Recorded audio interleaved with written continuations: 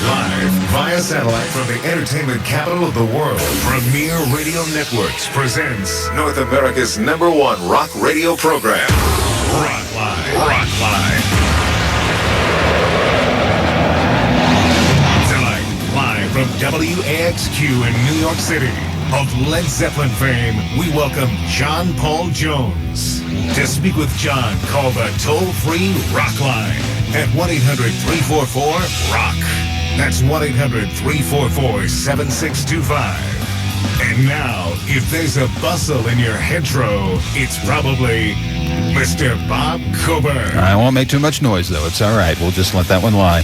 You know, it's difficult to tell which is more diverse on John Paul Jones' new solo album, The Thunder Thief, the songs themselves or the instruments used to play them. And Rockline welcomes from Q104 in New York City, John Paul Jones. Good evening, John. How are you tonight? Hi, Bob, the May Queen Coburn. There you go. As we climb the stairway together this evening, yeah. Absolutely, yeah, let's do it. John, you cover a lot of ground in The Thunder Thief. Is this reflective of the wide range of musical interests that you have at this point in your life?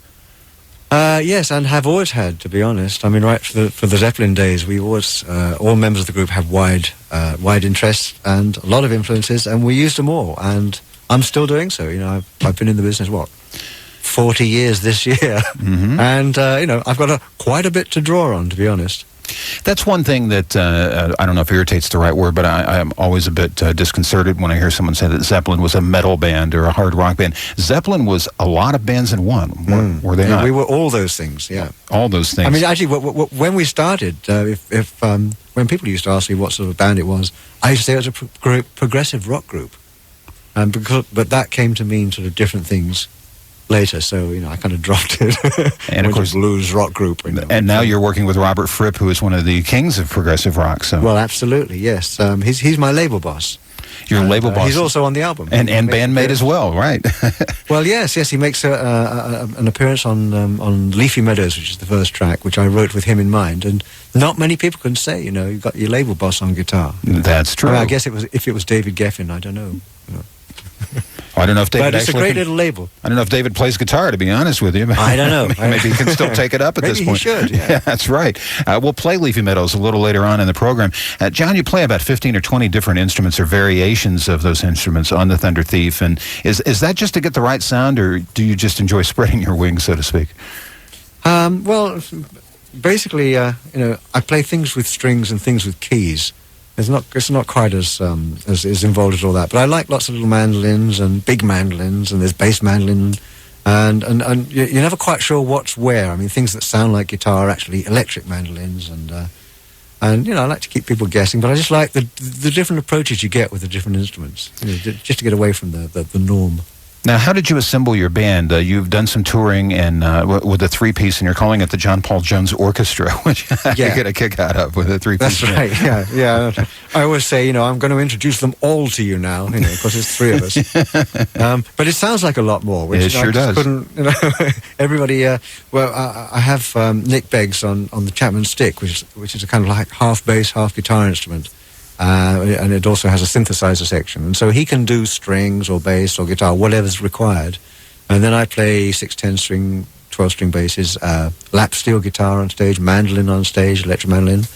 And I have Turl Bryant on drums and percussion. He used to be with Pete Murphy, Roddy Frame, Iona, with Nick, in fact. Nick used to be with Kajagoogoo, of course. Mm-hmm, mm-hmm. And his hair's a little different now, by popular request. But he's very good-natured about it. And he was recommended to me by Robert Fripp, in fact. Trey Gunn was on the original Zoomer album. And when I went on the road, Trey went... King Crimson called again, and Trey went off with them. And so I had to ask Robert if he could recommend somebody. He recommended Nick, and Nick recommended Turl. And so it's like, it's a family affair. Yeah, just keep it all in the family there. Now, John, you do vocals on the 4 songs that are not instrumental on The Thunder Thief. And do you enjoy singing? And it's the first time I've heard you sing. You sound great, actually. Yeah, I'm getting to enjoy it. The first couple of gigs was a little nerve-wracking, I have to admit. But, I did a lot of experiments, and it had to get past me first before it went on the record. Well, but I just fancied, hearing some vocals. I just like the sound of a voice, period, you know. Let's listen to your voice and the title track of the brand new CD, The Thunder Thief. It's John Paul Jones for you on Rockline.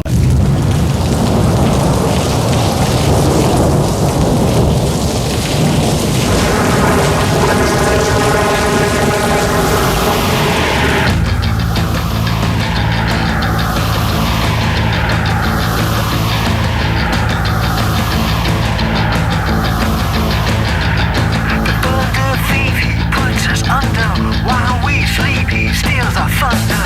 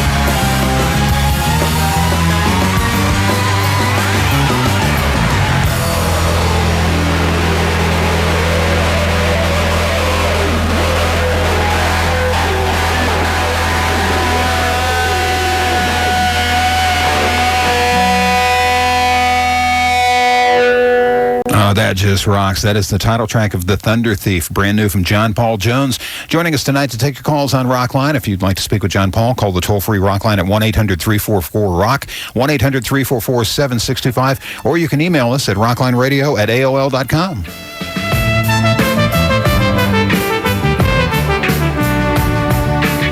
It's Rockline on Classic Rock 102.9, Philadelphia's only classic rock station.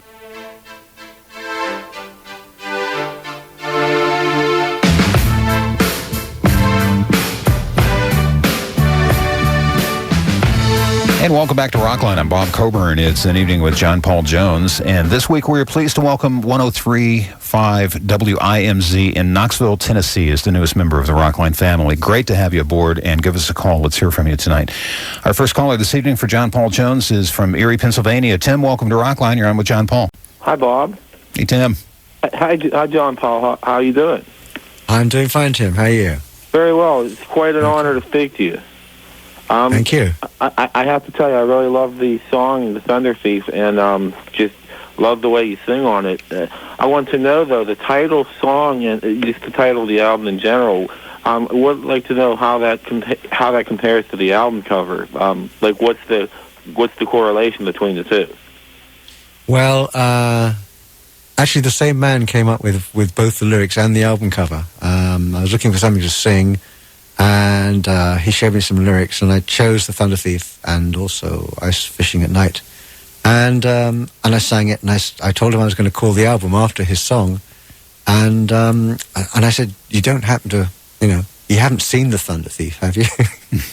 You couldn't produce one for me. And he went, sure, I've seen him. And a couple of days later, there he was. So we put him on the front. Did it match your vision of what a Thunder Thief was? And what is a Thunder Thief? Well, he's on the front. Look at the album cover. There he is. I mean, well, what's your problem? He's the crow or / raven with a black hat. Well, we don't know. He's a thunder thief. Don't you have him in Los Angeles? I think the streets are crawling with him, as a matter of fact. Feeding thunder, right, left, and center. Left and right, yeah. So is a thunder thief someone who kind of beats you to your own ideas, so to speak? Would that be? Well, while you're basking in your little sunshine, the big cloud comes along and covers you up. And that would be the Thunder Thief, and the artwork reflects that. And let's give some credit to the gentleman who wrote some of the lyrics and did the cover. And pronounce his name for me. His first name is Peter. Is it Blegvad? Peter Blegvad. Blegvad. Yeah, he's a Danish American. I think he's with the Golden Palominos once and Slap Happy. He's a singer-songwriter and a cartoonist. He's got a book out called, I think, Leviathan, which is this weird baby. He has a very strange outlook on life. Yeah, very amusing, talented man. That'll fit with us at Rockline perfectly. Tim, thanks for starting us off tonight. We'll head to the Houston area. Brennan, it's your turn to be on the show with John Paul Jones. Welcome. Hello? Hi, Brennan. Hi, Mr. Jones. Thank you for being such an influence on my family and myself. I was wondering if, are there any musicians or bands still influencing you nowadays?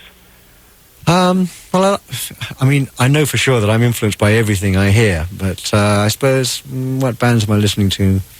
I guess I got some stuff on the car, and I got Radiohead, I got the Kid A album, Tool. Tool's a very interesting band. Mm-hmm.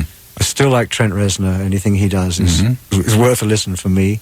Björk does some great stuff now. I think there's some interesting stuff out there. It's kind of quiet times generally, but I know there's got to be more stuff coming. So, those are pretty much a reasonable sampling of the bands. And All That Could Have Been, the latest by Trent Reznor, the live album, is absolutely amazing. That's a good I haven't got that yet. Oh, That's on my list. That's on my list. It's astounding. It's really, really good. Brennan, thank you for the call. We'll head to Seattle to speak with Sandy. Welcome to Rockline, Sandy. Hi.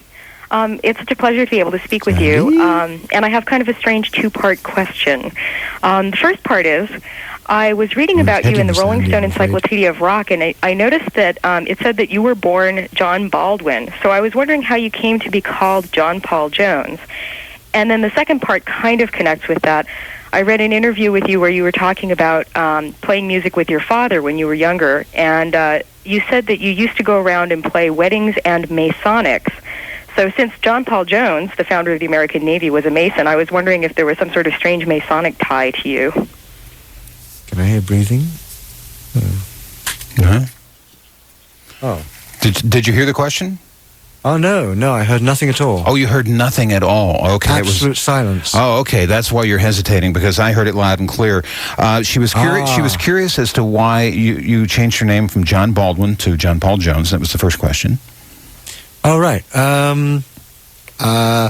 Mainly because I thought it looked good in CinemaScope.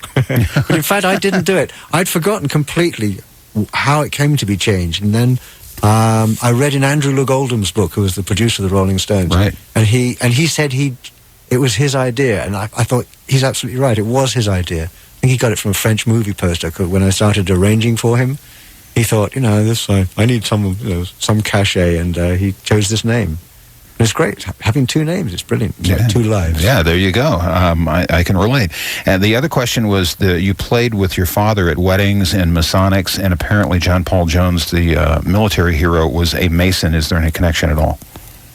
No, I didn't know that, actually. No. Masonics, bar mitzvahs, Jewish weddings, Irish weddings, Greek weddings, we played them all. It's music, and it was money at the time. Which is always handy, yeah. Always handy. Well, there you go, and that's what her question was. And see what you learned by being on Rockline, John Paul? You learn all these things, I know, it's fascinating. Sorry, Sandy, if I said anything, but I couldn't hear your question at all. We'll play a Zeppelin song right now. This is from Led Zeppelin 4. John Paul Jones is our guest tonight on Rockline.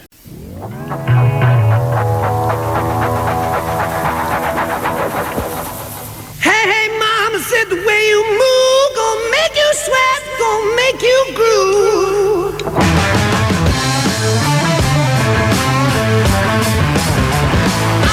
The way you shake that thing, gonna make you burn, gonna make you stay.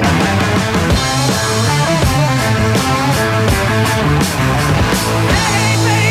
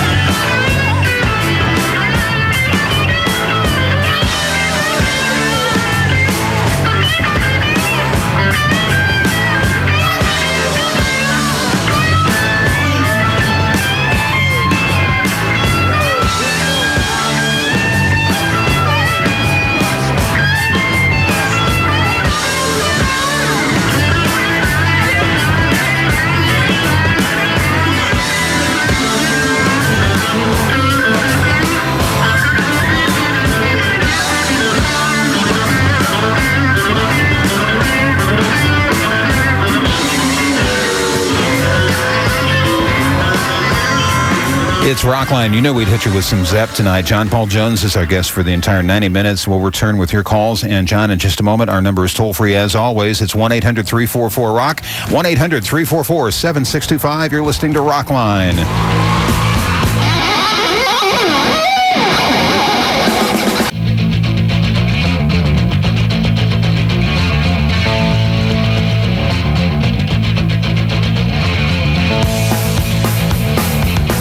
And welcome back to Rockline. I'm Bob Coburn with John Paul Jones on for the entirety of tonight's program. Our number is toll-free. It's 1-800-344-ROCK. Next week, it's a special rebroadcast of Rockline with Keith Richards. But tonight, we continue with John Paul Jones and your calls. This call from Middle Village, New York. John, welcome to Rockline. You're on with John. Hi, John. Hi. Yes, my question for you is, how was it working with Paul McCartney on the Goodbye Regards to Broad Street movie and soundtrack, and what recollections you have of that experience of working with him on that movie and soundtrack? Right. Give my regards to Broad Street. Yeah, the ballroom dancing scene. Yeah, with Paul and Linda back-to-back on pianos, Ringo on drums, Chris Spedding, Dave Evans on guitars, all in silly blue suits with big quiffs. It was great fun, actually. We did, we were only supposed to film one number, the ballroom dancing, that one, and it was good because everybody was plugged in and we were all ready to go. So as soon as we would drive everybody mad, because as soon as they stopped filming for 30 seconds, somebody would just start up a rock and roll number and off the whole band would go, and you could see all the cameramen, the director going, no, please, we gotta. I think it took them days to get the shots in the can because it was just jamming constantly. So it was, a very enjoyable time. Paul's a great guy. You call him Macca? I guess his friends call him Macca, huh? No, I call him you. You call him you, yeah. I call him Sir Paul or Mr. McCartney, one or the other. Well, yes, but you're on a totally different social strata than I am. I live with rock gods. Of course you do. Well, you are one. Thanks for the call, John. Absolutely. We're going to talk to Charlie. Charlie's in the Portland, Oregon area. Charlie, welcome to Rockline. You're on with John Paul Jones. Can you believe that? Right on. It's beautiful. I heard back in when Roger Waters left his old band that Dave asked you to play on the Motown Lapse of Reason album. I don't know if they've truth to that or not. And also, what do you think about the notoriety that Roger's getting on tour right now? And also, I do love you very much. Oh, Charlie, thank you very much. It's so sweet. But no, unfortunately, that information is incorrect. I have never had a call from Dave Gilmour to play on any of those albums. But, interesting stuff.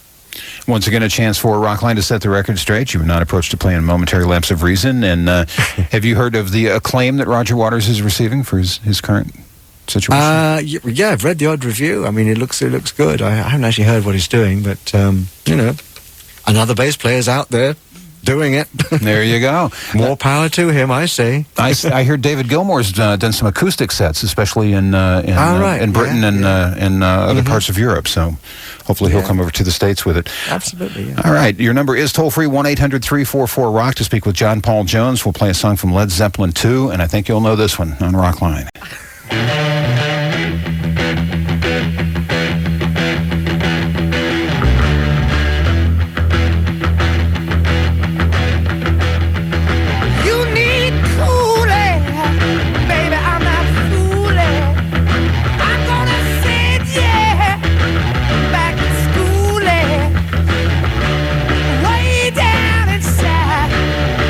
Honey, you need it.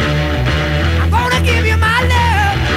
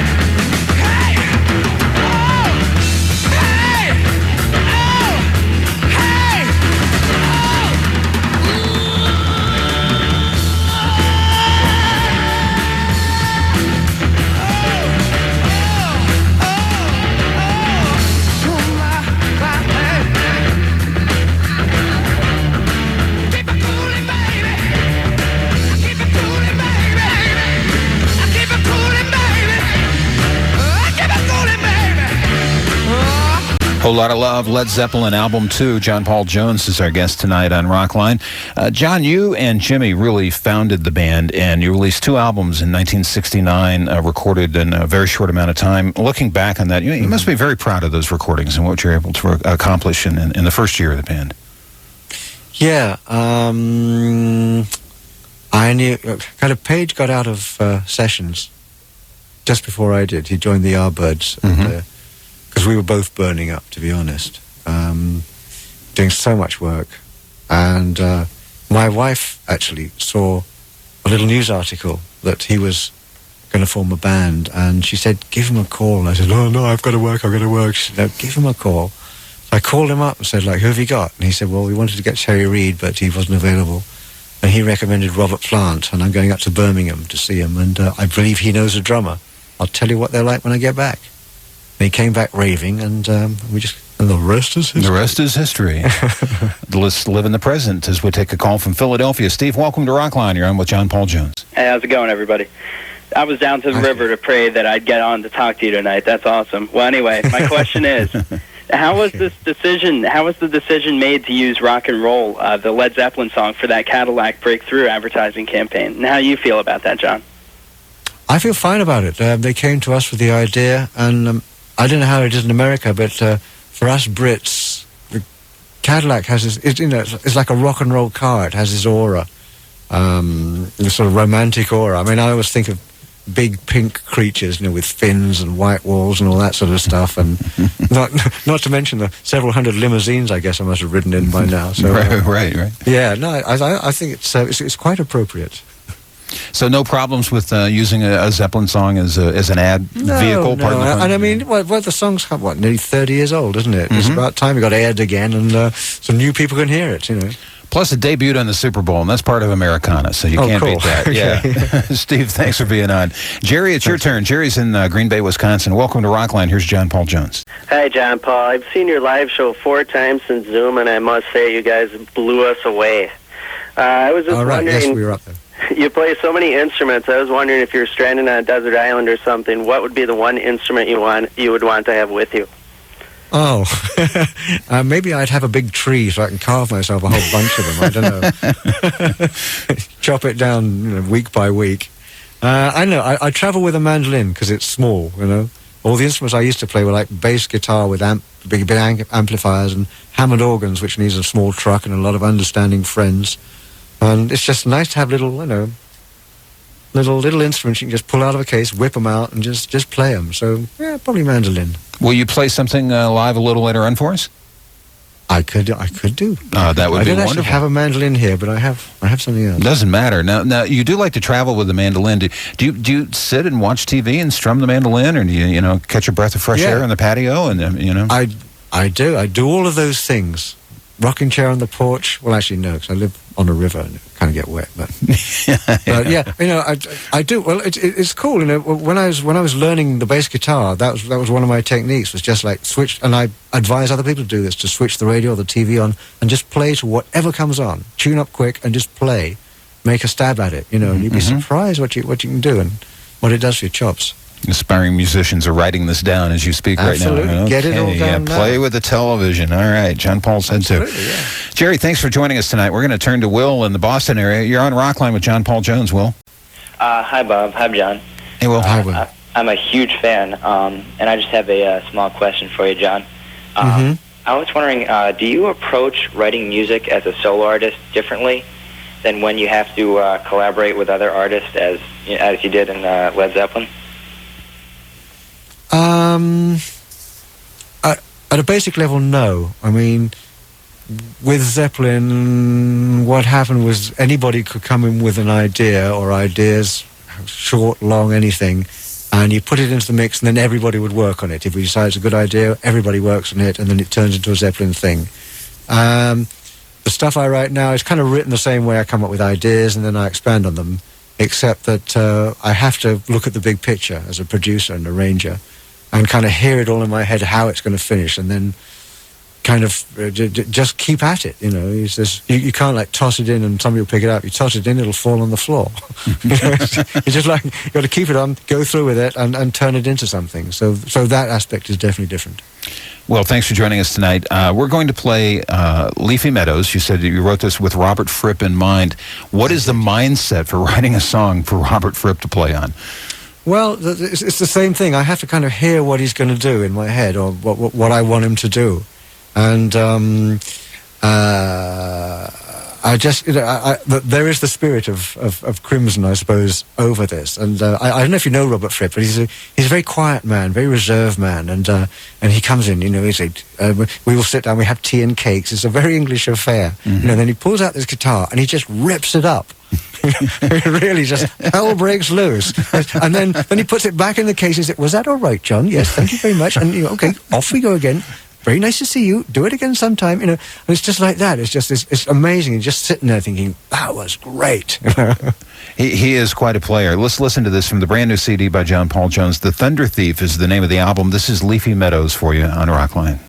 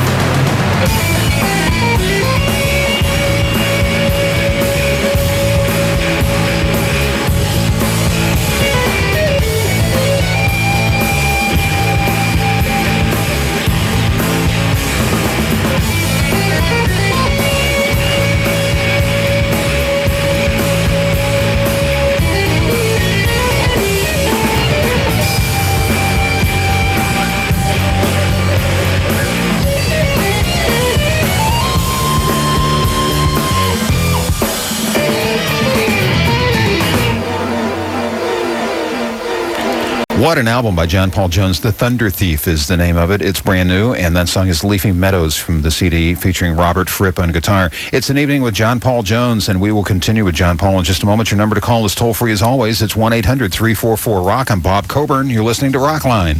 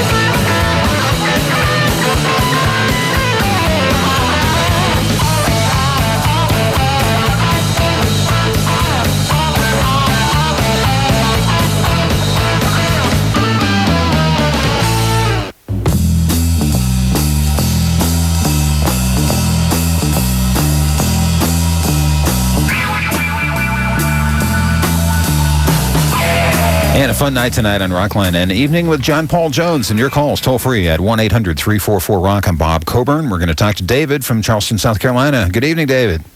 Yeah, hey, John. I got two quick questions for you. Okay, David. All right, first one, were you, Robert, and Jimmy asked to play the concert for New York? And if so, why didn't you play? And the second question is, what Rolling Stones LP and song did you play and arrange on? Okay, the first question... I was driving through London, and I had the local radio on, and I heard it announced that we were playing this concert in New York. I went, oh, really?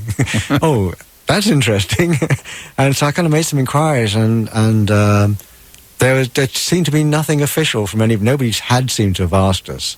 And so I just kind of put it out there. So I just said, well, look, if anybody asks, I'm free to do it. I'm up for it. And I think we kind of never heard anything more, so it just kind of fell by the wayside. I guess they had their quota or whatever.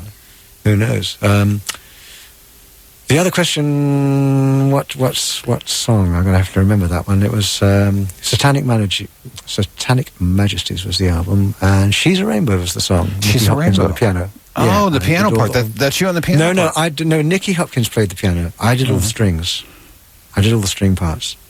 Oh, that's a great song. That's one of the best songs. And I think I did something else, but I can't remember what it was. Everyone keeps telling me, "Oh, you did two songs." I went, "Oh, okay." Yeah, it's a long time ago. Whatever you say, huh? Yeah, sure.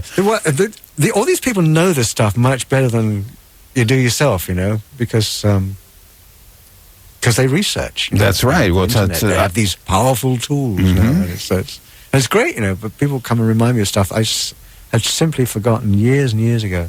And, of course, Satanic Majesty's request would be around 1967, so that would predate Zeppelin by a couple of years. So, yeah. That's right, yeah. There we go. All right, David, you got your questions answered. Thanks for joining us tonight. It's John Paul Jones joining us from New York City. That's where this call is from. It's Kat. Welcome to Rockline, Kat. Hi, Mr. Jones? Hi, Kat. Hi. Oh, my God, you're amazing. I love you. Are you going to be doing any singing on any of your future recordings? You have such a pretty voice. Oh, thank you so much. Well, since you said that, yes, I will. And just for you, Kat, no doubt. Just for you, Kat. Yeah, yeah. I mean, well, yes, I started in this album. It was going to be an instrumental album. About halfway through, I decided that I'd like to sing, and I got my confidence up, and I'm enjoying writing as well. And so, yeah, there's going to be more singing on the next album, definitely. Good. And 4 of the 9 songs on this brand new album, The Thunder Thief, featured John Paul on vocal. Yeah. And we asked you if you would play live a little earlier, and I'll turn it over to you if you would grace us with a live performance. No doubt we would enjoy it. Okay. All right. John Paul Jones. Is that now? That would be now. John Paul Jones. That would be now. Live on Rockline. Okay. Well, just let me just go and get this little instrument. I am going further and further. And while you're doing that, I'll mention the number again so you can speak with John. It's 1-800-344-ROCK, 1-800-344-7625. And John, no doubt, going to play something from The Thunder Thief, the brand new CD, which if you don't have, you need to add to your collection because every style of music is on here and you'll enjoy it immensely. Do you have your, since I can't see you, you're in New York, do you have your instrument? Yeah, yeah. The grand piano has been wheeled in. we had to get on its side to get it through the studio door, but hey, okay. I'm going to do the Freedom Song. Okay. Which is the last song I wrote on Thunder Thief. And it sort of goes like this. This is a ukulele, by the way. It's little. Oops.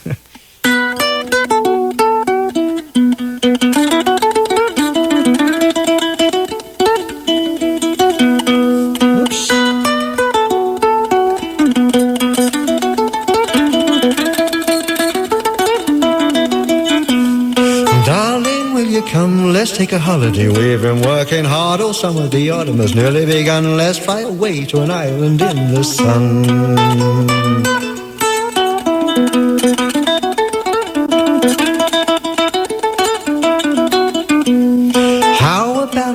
Just a few hours away, go see Mama the Whitney Museum and maybe the Carnegie Hall, or just go shopping and walking, do nothing at all.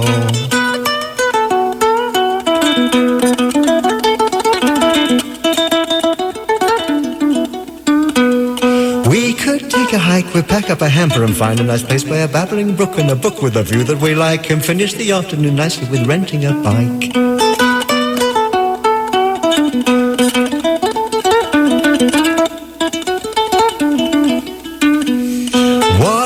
Your mum, she could look after the kids while we take a few days if we feel like we're on the run. Nothing can possibly stop us from having some fun.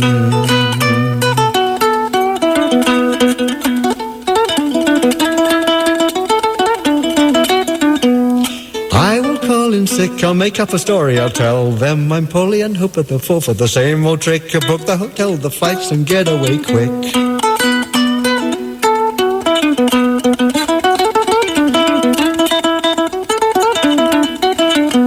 Let's go right away, doesn't bear thinking about all the ins and the outs, roundabouts, we won't do it at all if we stay. Take the bull by the horns, darling, what do you say?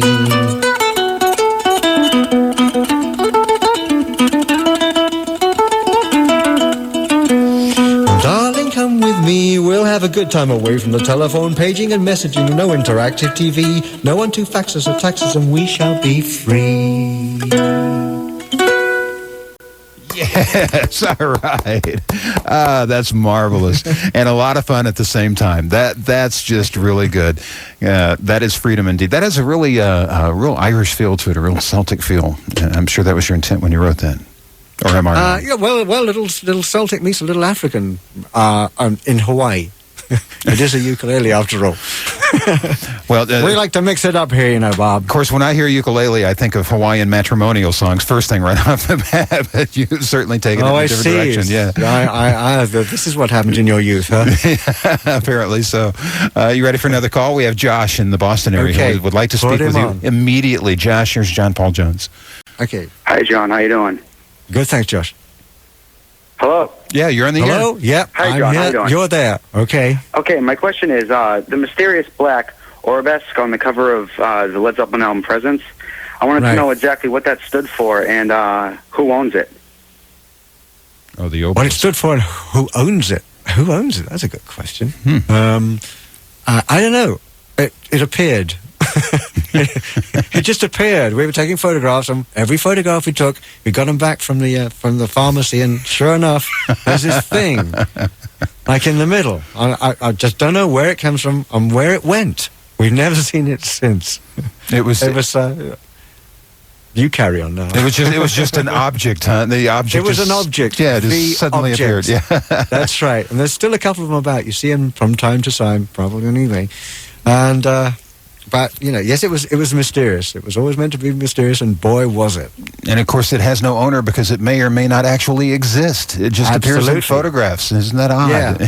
Which is I was going to say, what object? Yeah, what object? Yeah, I have a knockoff of the object on my mantle at home. As a matter of fact, all right, numbered and everything. Yeah, but it's so you're the owner then. I'm the owner. Yes, we finally we Bob sussed it out. it. Bob owns Question it. Right? settled. Let's feature John Paul Jones on keyboards. Back to the first album by Led Zeppelin. This is such a great song. Your time is going to come on Rockline.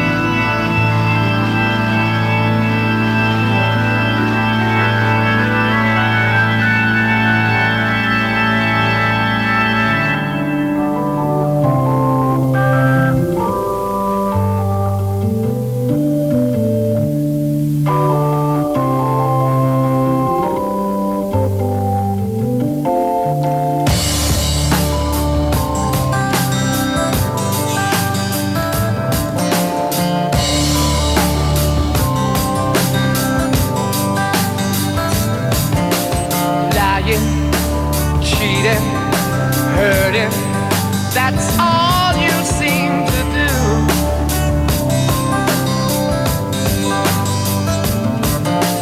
Messing around every guy in town, putting me down for thinking of someone new.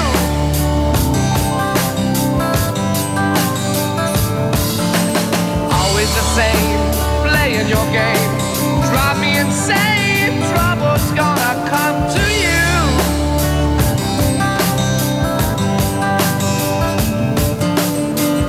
These days, and it won't be long.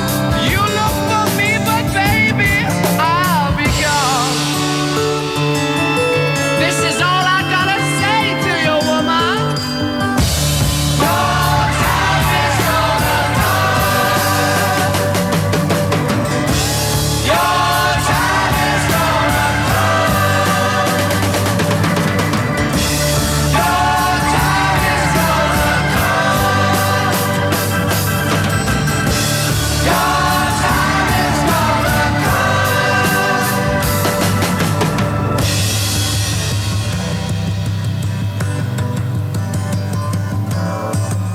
my mind, break you this time. Won't be so kind, it's my turn to cry.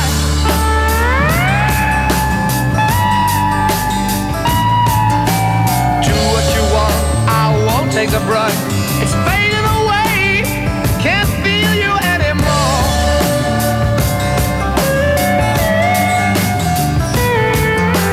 Don't care what you say, 'cause I'm gonna wait to stay. Gonna make you pay for that great big hole in my heart.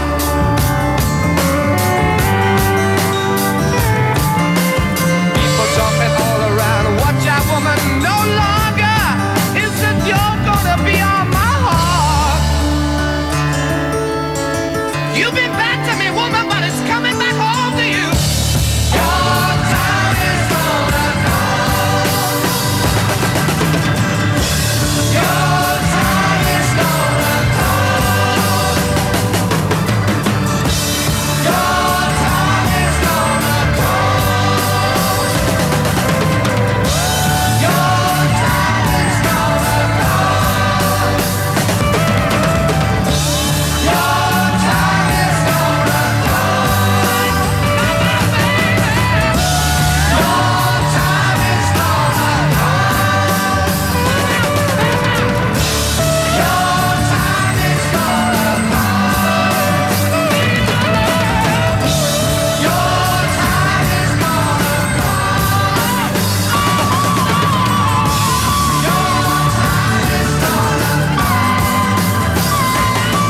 Led Zeppelin from the first album, Your Time Is Gonna Come. John Paul Jones, our guest tonight on Rockline. Your time has come to speak with him. Toll free at 1-800-344-ROCK, 1-800-344-7625. He will play live momentarily. A reminder, if you get on the air tonight, we'll send you a copy of John Paul's latest release, The Thunder Thief. More of your calls and John Paul Jones next on Rockline.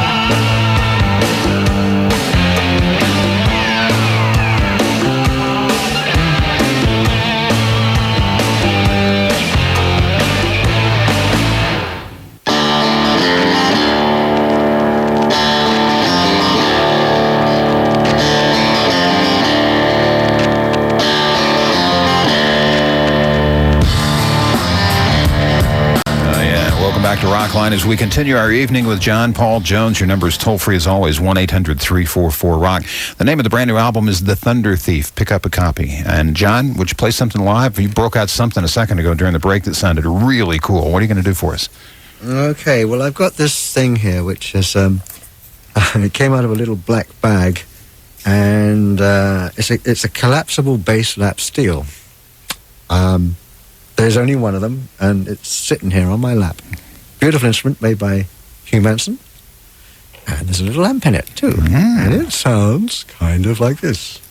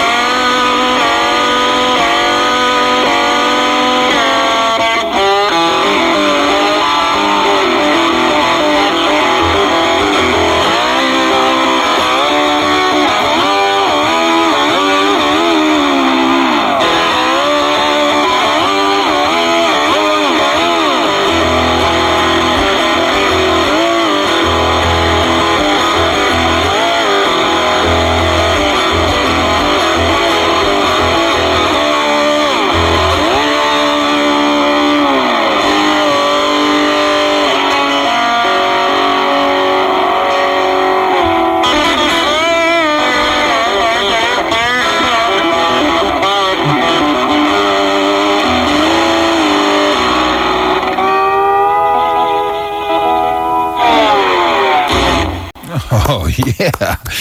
Suddenly transported to the Mississippi Delta here with John Paul Jones. That's awesome. That came out of a little black bag. Sounds like it came out of a large black case. Yes, I've got to force it back in again, too. It's like... That is amazing. Now, your guitar maker makes everything custom for you, and he's your tech as well. Is that correct?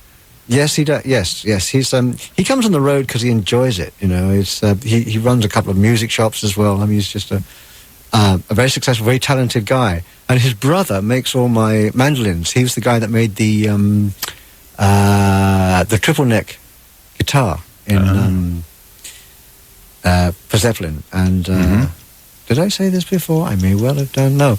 And he also he's just made me the instrument that I use on Down to the Road to Pray, which is a triple neck mandolin. That's Andy Manson, and Hugh Manson made the electrics. There you go. Give those people some props. They deserve it. We're ready for more calls for John Paul Jones. We head to Toledo, Ohio, and Tarek. Welcome to Rockline. Hi, what's going on, John? I was just wondering, what are some of your most memorable groupie stories you got from being on tour? Memorable groupie stories. I don't remember anything about groupies. Is that type of a fish? Is that? Oh, it's a grouper. No, I'm going to get this right one day. One day I'll learn, you know. But, I think the fish was at the hotel in Seattle, from what I remember. Oh, yeah, I walked straight into that one, didn't I? Yeah, you just set me up for that, John. You certainly did. When you look back on those days, when you look at a movie like Almost Famous, how close to reality was a movie like that?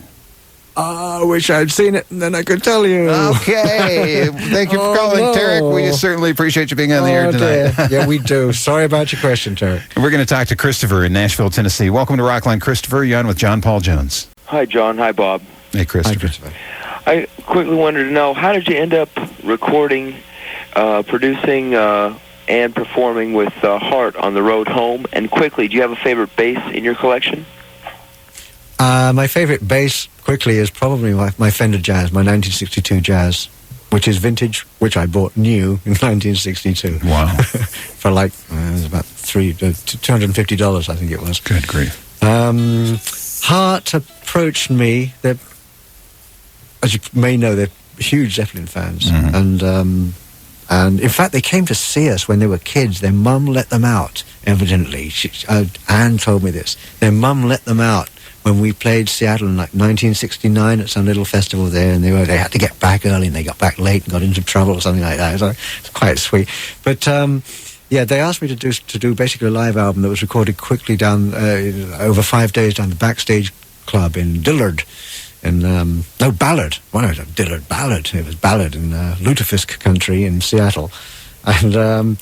And yeah, we had members of the Seattle Symphony, and I played some bass, I played some mandolin, and it was, all in all, a thoroughly enjoyable few weeks. I did all the arrangements there, and it was great. The sun shone for like a month in Seattle. It's gone on record. But I was there to see it. I was a witness. Ann and Nancy, huge Zeppelin fans. Of course, they've done a couple of covers over the years. And you talk so conversantly about different locations in America, which is unusual for a rock star, John Paul, because often you're ensconced in a hotel, you can't go out. But you were able to defeat that and really see the country and get out and do things, weren't you? Well, yeah. When I first went to America, I'd read that somewhere the Beatles said that when they went to America, when they toured America, they never left their hotels. Mainly because they couldn't. You know, yeah, that's sad. The security and the girls, and you just couldn't get out. So I just thought, I just can't do that. I can't go to America and not see the place and meet some other people. So I was just, my security's nightmare. I just used to get to the hotel, check out the room, and then just run out the back. And just get on the street, you know, and just meet people and have a good time. And there were occasions when all the band would turn up at the gig in limousines, and like, where's Jonesy? Where's he gone? And like a VW microbus full of like freaks would turn up and just drop me off at the stage. Bye, chap. Bye, guys. You know, it's been great. You know, can you get these guys in? And that's kind of how it was. That's good, though. Christopher, thanks for your call. We're going to move to the Bay Area now. It's Dave's turn to be on Rockline to talk with John Paul Jones. Good evening, Dave. Hi, John. Hi, Dave.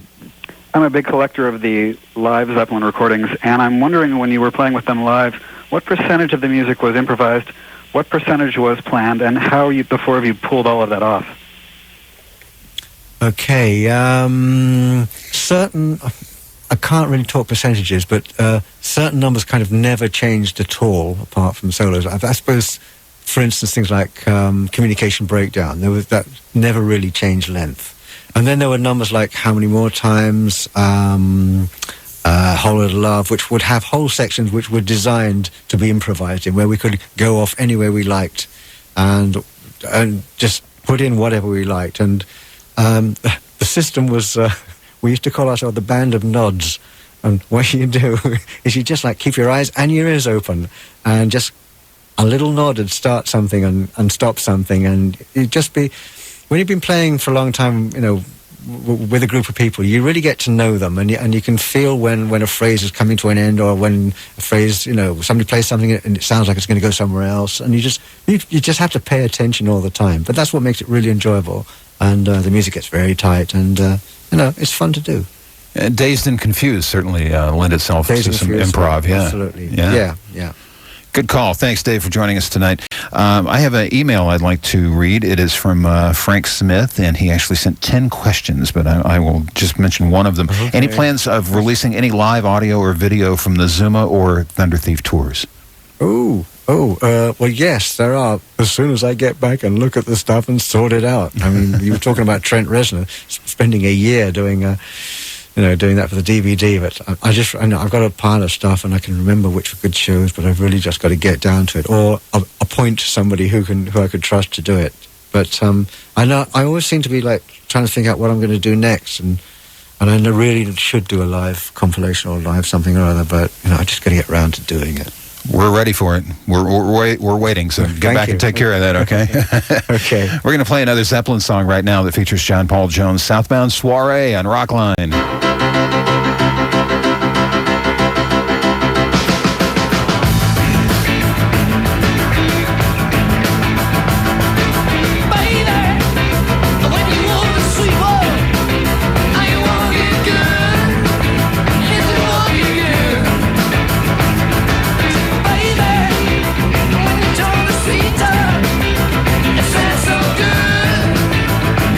So good.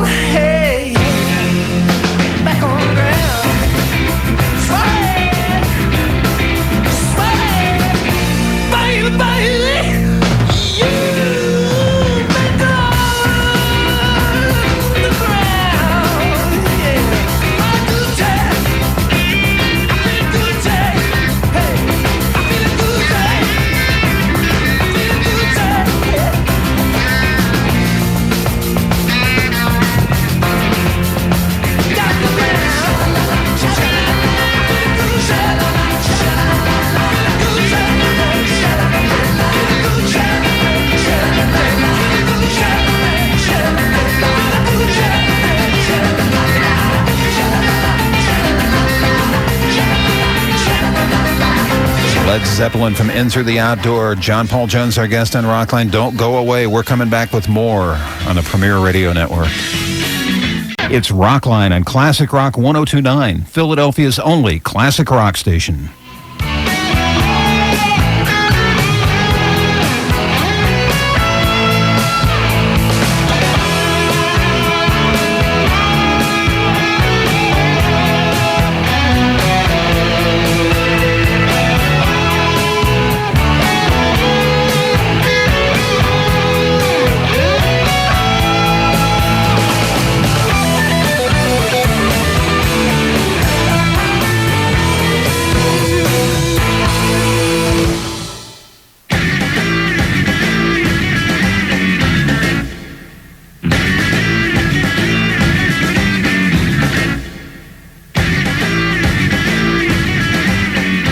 And we're back with John Paul Jones and Bob Coburn. John, final couple of questions for you here. With Zuma being released and The Thunder Thief now out, you have your own material. Do you still enjoy playing some of the Zeppelin songs on stage and giving them a good blow every now and then, so to speak? Yeah. I mean, I do instrumental versions. I take the voice part on the. I just wondering whether I could actually do it, but it's a different tuning. You see, here my brain going around. Actually, I wonder if it does.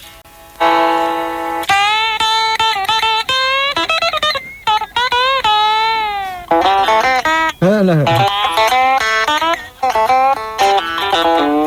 Oh no, this is a different tuning. Oh, that's cool though. So yeah. I do that though. I do that on the road. And actually, when I went out with King Crimson, because I only did one little vocal, which was Freedom Song, I did That's the Way because I played mandolin on it as well, and I actually sang That's the Way, which was kind of weird at first, but it went down well, I think. we even did it like Zepp acoustic set style, right? 12-string guitar and everything like that. And so of course, yeah, I like them, and everybody seems to like them. That's the Way ended up on the soundtrack of Almost Famous, which of course you have not seen yet, but we can send you a DVD. And yes, it's on the soundtrack. So yeah, they have sent me a DVD, but I've been so busy I haven't looked at it. Oh, you'll love it. You got to check it out. I want to thank everybody for listening and for calling tonight. Thanks to our affiliate stations, as always. Special thanks to Richard Chadwick and Mo Jones. Also thanks to Jane Friedman at AIR, to our friends at Discipline Global Mobile, and a big thanks to Eric Woman and John Lyons at WAXQ Q104 in New York City for hosting tonight's show. And the biggest thanks of all to you, John Paul Jones, for joining us tonight. Nice to have you on Rockline again, and come see us again soon, would you? Thank you very much. I sure will. I'm BC, and I'll be seeing you. You've been listening to another fabulously entertaining and award-winning episode of Rockline. Did we mention Rockline was award-winning? The superior sound of Rockline was made possible in part by Sennheiser mics. Sennheiser, microphones, headphones, wireless products. Sennheiser, the sound that moves the world. Thanks to Buddha, Felicia, Steve, Marcella, and Michael for their priceless contributions. Special thanks to Mike Higgins and Steve Fredrickson for their technical assistance. Rockline is mixed by Jimmy Rash. Technical direction by Greg Jernigan. Associate producer Dave Bianchi.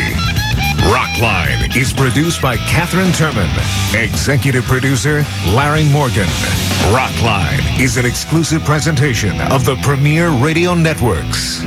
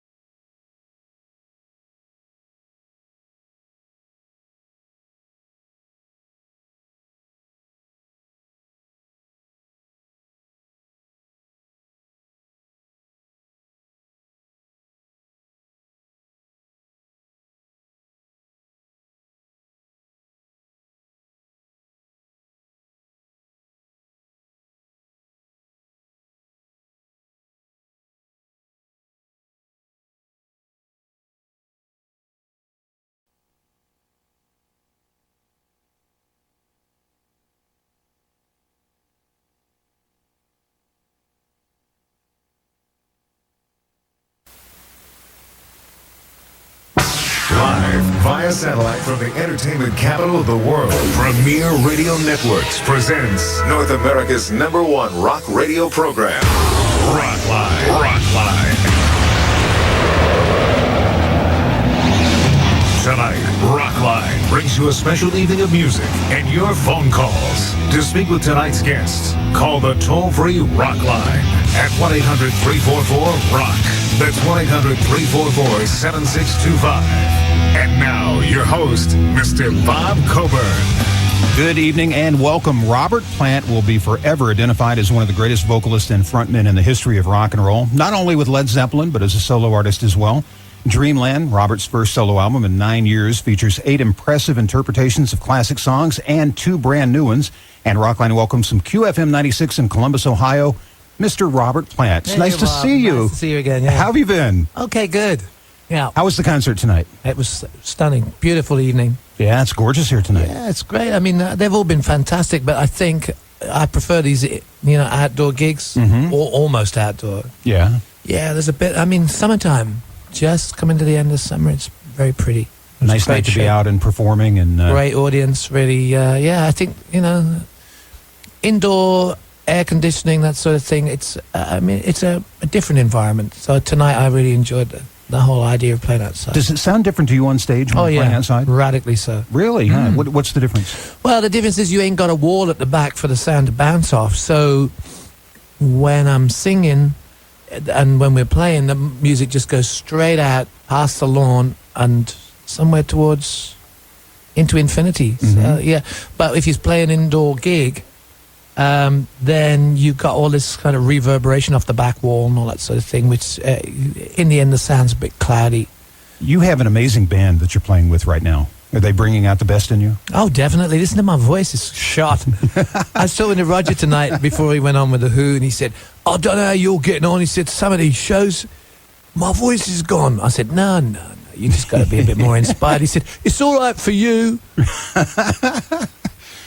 There are 2 brand new songs on Dreamland. Were those written before you went in to record the album, or did they come about as you were actually putting everything else down? They came about 3/4 of the way through the whole thing. It sounds like it. Sure, yeah. It's a kind of it's another personality musically, and once the kind of beginning of the personality was developed, we kind of went into type. It was like a typecasting. And once we started playing, we started inventing all sorts of stuff along the same lines musically. It's cool. It's an inventive album. There's a lot of different instrumentation, and it almost seems to me as the songs are fading out, there's another song left behind that we didn't hear. That's right, yeah. Yeah, we just done a remix of Last Time I Saw Her in New York with some really young up-and-coming folk and a couple of guys from quite renowned groups.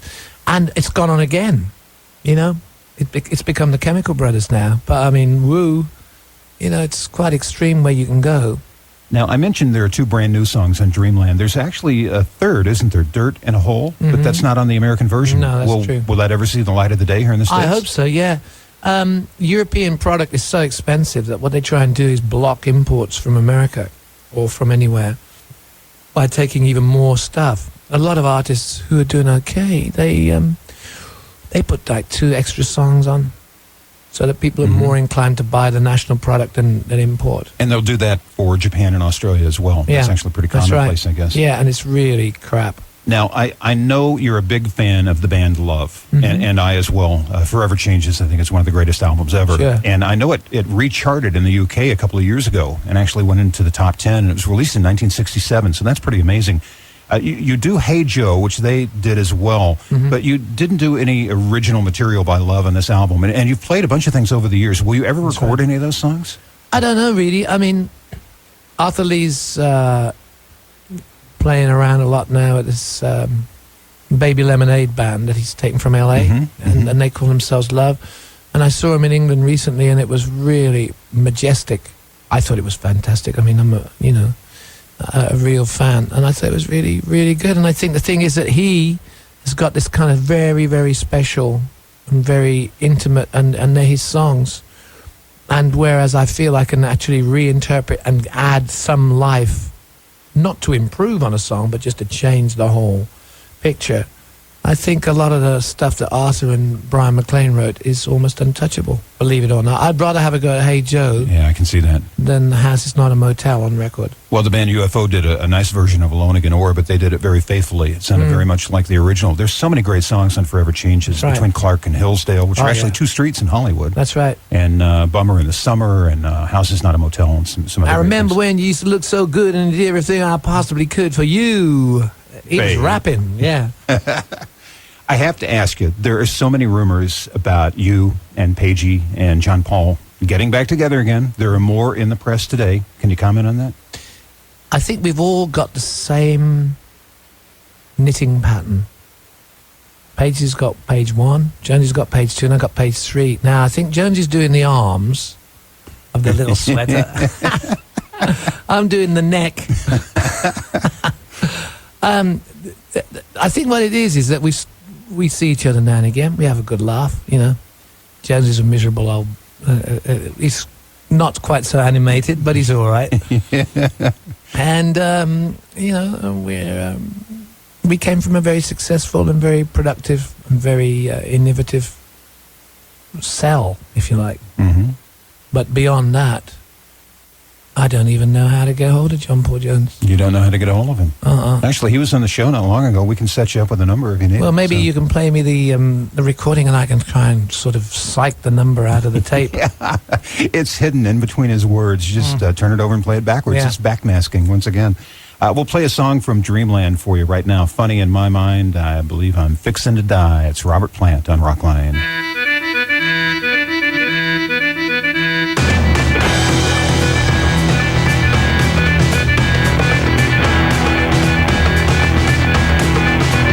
Feeling fine, my mind load up. Believe I'm fixing to die.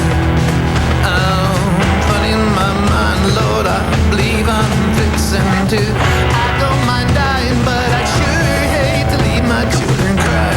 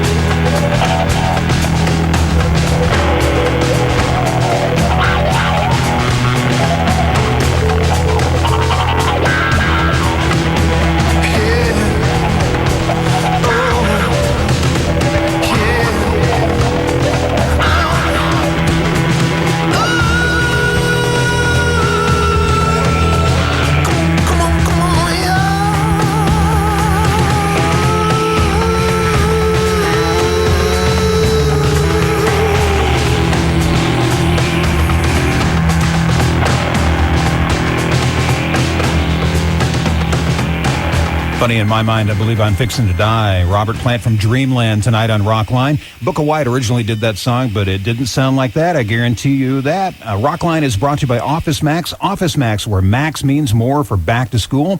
Only a couple of hours since Robert left the stage at Polaris Amphitheater here in Columbus, Ohio, but he is ready now to take your calls on Rockline. And if you would like to speak with Robert, call us toll-free at 1-800-344-ROCK, 1-800-344-7625.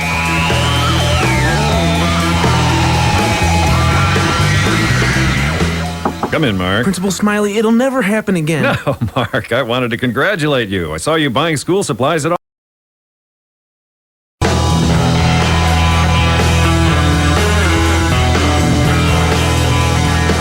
And welcome back to Rockline. I'm Bob Coburn. We just began an evening with Robert Plant. The lines are open for you, toll-free at 1-800-344-ROCK. We'd like to take a moment and welcome a new affiliate to Rockline. Joining us starting tonight, Classic Rock 97 LAV, rocking Grand Rapids for 3 decades. Give us a call, Michigan, on the toll-free Rockline at 1-800-344-ROCK. We have Tim on the line in Pittsburgh. And Tim, you're on Rockline with Robert Plant. Hello, DC. Hey, Tim. Hi, Robert. How are you? I'm doing fine. I can't hear you very well. You're a bit, maybe you need a bit more top on your voice. A little muddy, but yeah. We'll muddle through. Can you hear me now, Robert? Yeah. Hello, what's your question, Tim? Talking to you. And the same to you.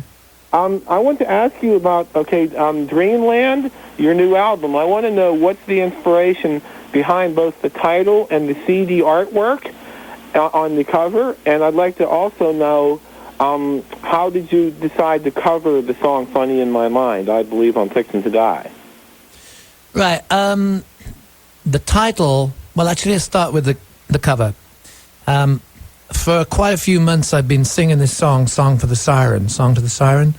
And the whole idea of the album and the project really was not going to be a recorded thing at all. It was just really just me having a bit of a hobby and playing these songs without even considering getting back into the sort of cut and thrust of contemporary pop music and making records and stuff. But when I started I realized that I'd reached a point now where it was getting really good. For me, I was feeling very satisfied with it. So we started cutting stuff in the studio, and Song for the Siren sounded really beautiful. It's a Tim Buckley song. And I thought the lyrics were superlative. They were some of the most beautiful lyrics I ever heard. And I decided to build the look of the record and the whole artwork and stuff around the history of the siren, the lure of the siren, the way that man is tempted or one is tempted, and yet it's a double-edged sword. It's beauty and it's lust and it's to have and to need, and there's always the downside of it. So the whole artwork was based around that, and Dreamland is really where I live. I mean, I'm very fortunate. My music and my life has been I've been able to extend what I do and what I love without any compromise up until this point. I've extended my music, my information that I've taken in. I've traveled through North Africa and India picking up ideas. And I'm a very lucky guy, because I've been able to break a few molds. And I live in this kind of perpetual state of surprise and shock that I can actually do it and keep on doing it with the kind of hunger that I've got. And the Fixing to Die track, as your third part of the question, is I first heard Dylan do it on his very first album when I was a kid. And I went to see Bucka White, the guy who wrote it. He was playing in England when I was about 15. And at the kind of compulsion of the song was so pretty. And it was a neat tune. It kind of comes from the same stuff that Paige and I used to do together or find together in Zeppelin days with things like Nobody's Fault But Mine, In My Time of Dying, and Custard Pie, which has got stuff from Drop Down Mama by Sleepy John Estes.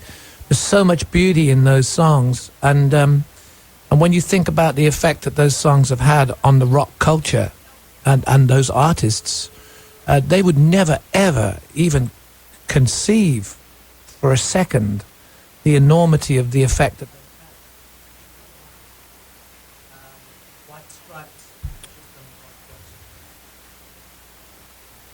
Okay, I am not hearing you. Are you hearing yourself? There we go. There I am. Did you hear that last bit? I don't think so. Yeah. Okay. Yeah, well, basically, it's in a long tradition of stuff dealt maybe the old Delta blues players, that sort of music was very lyrical, very colorful. What do you think about it? Tim, are you there? What do you think about some of those things? I don't know, Robert. I just think it sounds like a really good blues song, and I know you have blues roots, and that's kind of my theory as to why you did it. And I don't know. Sure. I like the instrument on the beginning. I don't know if it's a harmonica or something. It's a squeeze box. Yeah, so an it's accordion. An as we would call it, accordion, yeah. sure. Yeah, I mean, really, we just took the song and gave it a bit of a kind of swing time alternative to the old blues thing. But I mean, that guy Bucka White, he's the guy who wrote it. If you see any of his stuff in the blues racks, at least listen to it if you don't buy it, because he's written some recorded some great stuff. Bucka White, Fixing to Die. Jimmy and I were always going to do this thing called Bucka's Jitterbug Swing, because the riff was so big. I mean, it sounded like a semi coming through you straight through the window of your house. It was really good. And the geezer didn't even have a clue about what he was doing. He was just playing, man. He was so on the money. It was great. Really, really Playing cool. from the heart, yeah. And I was saying when my microphone, I think, cut off, that White Stripes, contemporary band over here from Detroit, they took a Robert Johnson track called Stop Breaking Down. I mean, it's great to hear these songs coming out and being translated, like maybe Killing Floor, Lemon Song, Traveling Riverside Blues 69. I mean, there's, how many more times? There's so much. You Shook Me, Can't Quit You, Babe. So much of that stuff. It's neat to be able to get hold of it and move it around, turn it around. And there's so much of it, too. Sure. There's just a ton of it out there. I've got some more in my pocket. Oh, I bet. Tim, thanks for calling. We're going to talk to David in Jacksonville, North Carolina. Welcome to Rockline, David. Yeah, hi, Robert. I got 2 quick questions for you. How did the airplane sound come about on the beginning of the song Black Country Woman? And how easy was it to write the lyrics to Stairway to Heaven? Just a couple of... Well, the first question's quite simple. I was recording... And we were recording with a mobile studio that belonged, I think, to the Stones. And we were in a house in Sussex, which was quite near Gatwick Airport. And I was singing the song outside. It was a pretty day, and I was just sitting on a stool singing, "You didn't have to tell me that you love me so." All that stuff. And then... Mike's off again. Why don't you come over here? Come over here with me for a second. How's that? All right, you can come over here. So you were sitting outside, and you were actually singing the song, and an airplane went overhead. And I said, Eddie Kramer said, "What are we going to do about this?" I said, "Should we do another one?" I said, "No, leave it. It's good." Stairway to Heaven. How did I write those lyrics? I haven't got a clue. It was just What is the bustle in your hedgerow, Robert? Well, I have a hedgerow all around me. It's just a group of trees. And, Right. and in the springtime, there's a lot of activity. Optimism, if you like. It's another way of talking about optimism. But it's the beginning of a new year, a new time, a new beginning. We will now, as a matter of fact, take a break and come back with Robert Plant in just a moment on Rockline.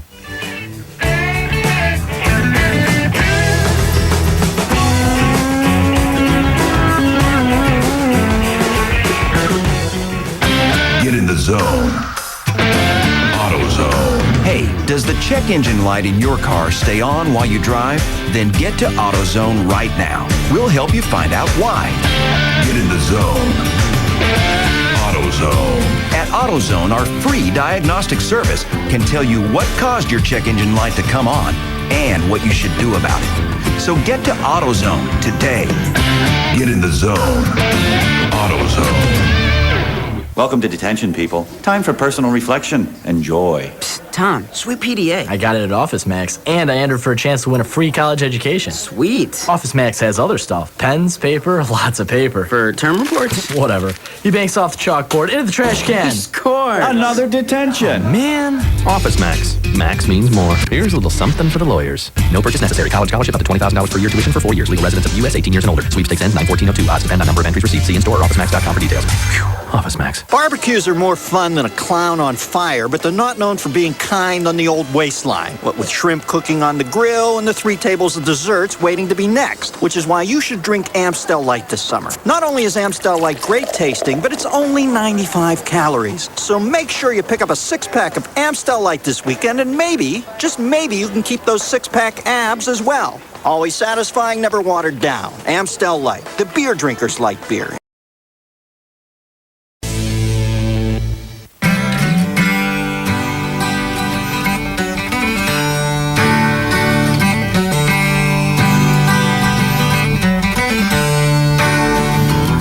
And welcome back to Rockline. I'm Bob Coburn. It's an evening with Robert Plant, and it's now time for the Rockline Encore question. Last week, Supertramp joined us on the show, and they left this question for Robert. Hi, this is Rick Davis from Supertramp. And this is John Helliwell. Robert Plant, we were wondering if you're going to still be out there doing the blues stuff when you're about, I don't know, 82, 83, maybe doing some clubs and nice little band or something.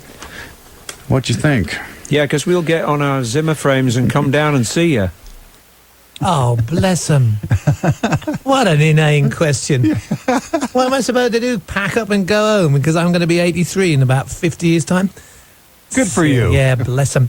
Of course you will. You're going to perform until you listen, don't feel like doing it. I'll tell you what, America, if there's anybody listening out there, that's what's called English sense of humor. Yeah, that's why I have to watch Frasier all the time. Can't stick that stuff. Now, do you like Frasier? Because I know you're not a big fan of American television overall. Frasier's so cool. They're very funny. It's really funny, really well written, and supremely well acted. Yeah, and some of the little scenarios are the pastiches. They're so. Well, I mean, I know so many people like him, and so does he. Yeah. You know, I'm in the music. People do okay. They make a few dollars, and then suddenly they got these airs and graces, which are based on how am I looking? How good am I doing? Do I look okay? Of course I look okay. What? I don't look okay? What? You mean I'm not doing well? What? You mean I can't sing? What? But look, people are buying my record. What? Did I choose the right wine? Yeah. All of it. Too many knives. We'll let you leave a question for KISS, if you will. We'll talk about that off the air. But yeah, they're on next week, Paul Stanley and Gene Simmons. So right now it's time to ramble on from Led Zeppelin 2. It's an evening with Robert Plant on Rockline.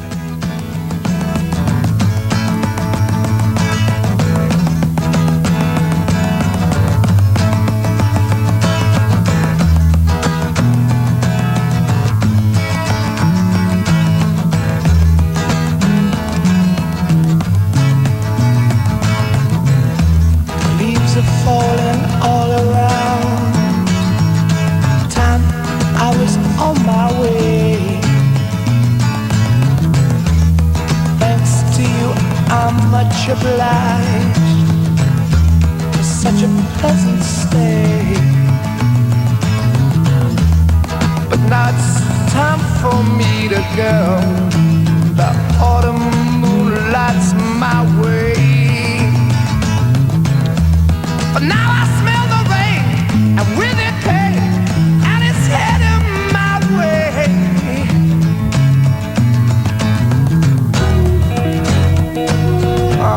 Sometimes I grow so tired, but I know about one thing I got to do. I ramble on, and now the time is now. Sing my song. I'm going round the world. I gotta find my girl on my way.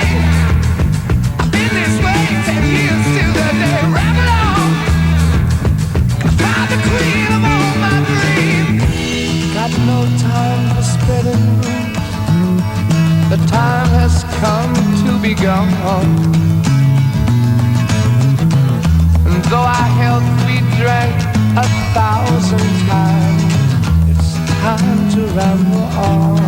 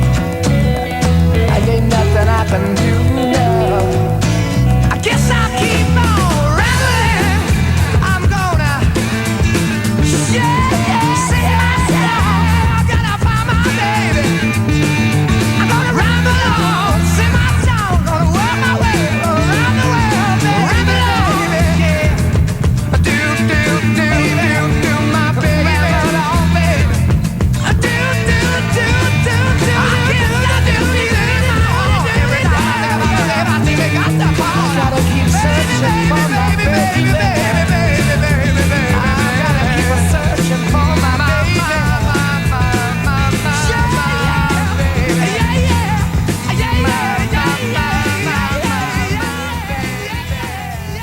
baby. Ramble On from the album Led Zeppelin 2, featuring Robert Plant, our guest for the entire program tonight on Rockline.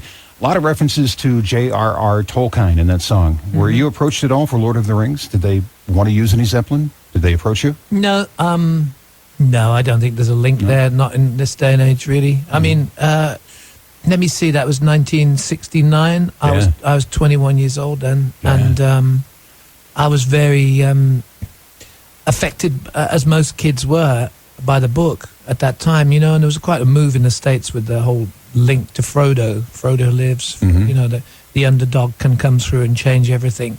And I was really into it. And I, as it would happen to be, Tolkien lived not very far from where I come from. So he based some of the actual physical characteristics of the book, the mountains and even some of the names of the places, from places near where I live. Oh, yeah. Yeah, he was at Oxford University for a while, and at Warwick, in the middle and the heart of England. And but it was amazing to see it on a movie, because it's such a big deal to actually take all that chaos and warfare and all the sort of... It's quite a weave of stuff, and it was really admirably done. I think so, and to sort it out. And they were very smart to shoot all three films at once. Exactly. Now they're in the can. They'll release them Christmas every year. That's right. But you know what? That my next-door neighbor's kid said to me, I said, wow, man, did you see Lord of the Rings? And I was just mopping the tears from my eyes and that sort of thing. And he said, I thought it was very predictable. One battle after another. No. Oh, yeah. And I went, of course, Star Wars generation or beyond, Yeah. Let's go back to the phones. We have Paul from Seattle. Welcome to Rockline, Paul. Mr. Plant. Very nice to talk to you. And you too. Say, Jerry Miller from Moby Grape lives around my area here, and I wondered what your inspiration for picking Skip's song was for Dreamland. Well, I mean, Jerry Miller I've met several times. He's a fine guy, and, you know, I mean, I've always been a big fan of the band since I was about 16, 17.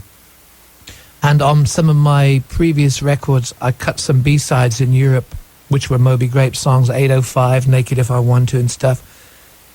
And with John Bonham, before Led Zeppelin, we used to play Hey Grandma and Omaha. And recently I've been doing stuff like Sitting by the Window and Changes and stuff. And it came to cutting a record, and I just really wanted to do something as a kind of tribute to them in a way, and also bring Skip into it more, because his contribution was great, but his actual physical contribution was short-lived. So I just really wanted to do it. It's a cool song. That's a really great interpretation of that song, by the way. That's one of my favorites on Dreamland. Thank you. That's a really, really good song.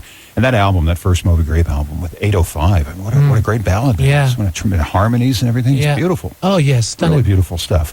And also with Darkness, Darkness, the Youngbloods album, Elephant Mountain, Sunlight is also on that album. Sunlight's stunning. It's another great song. Yeah. Well, I'm playing in L.A. soon, and Jesse Colin Young's coming over he's in Hawaii now. And he's coming over. He said, hey, man, do you want to sing a carol on my Christmas album? And you will? Well, I wonder if I can. I don't know how. I never have enough time to do anything, really. But, it's just nice to, you know, to lean back towards these people. I spent so much time in early Zeppelin days leaning towards the blues with Jimmy. Jimmy and I were really, we really knew our way around the whole Delta blues stuff and the Chicago blues. And my lyrics and stuff were just developing, and that they went where they went. But that whole deal of the West Coast music scene was such an inspiration. And I never really, as a band, Led Zeppelin didn't go anywhere near that particularly. So it's just nice to go there for one record and see, you know. It's a bit Elizabeth in Springfield, Illinois, you ready? Here's your chance to talk to Robert Plant. Welcome to Rockline. Hi. Robert, I'd like to know, on the No Quarter albums, Battle of Evermore, the woman doing back vocals has such a haunting voice. Had you worked with her before? Would you like to work with her again? And who is she? Her name is Najma. I nearly married her. We were really good friends for a long time. I suppose. We're still good pals now. She makes records. She cuts stuff. You can probably, if you go to a good record store which has got a great deal of variety and has imports, you'll probably get her stuff. She's just made a record actually with some guys from Bristol. They're all friends of the guys I'm working with. They're part of the Bristol scene from Portishead and all that whole deal with Massive Attack and Tricky and all that kind of not hip hop, sort of trance beat stuff in England. And she's a great singer, really good. And she used to come to one or two of the gigs with me and just get up impromptu and sing that song. She was so impressed because she'd never heard Sandy Denny, who sang on the original. Did the original, yeah. She'd never heard of her. She'd never heard of Led Zeppelin. She was born in England, but because she's Asian, she sang and existed in a virtually total Asian environment.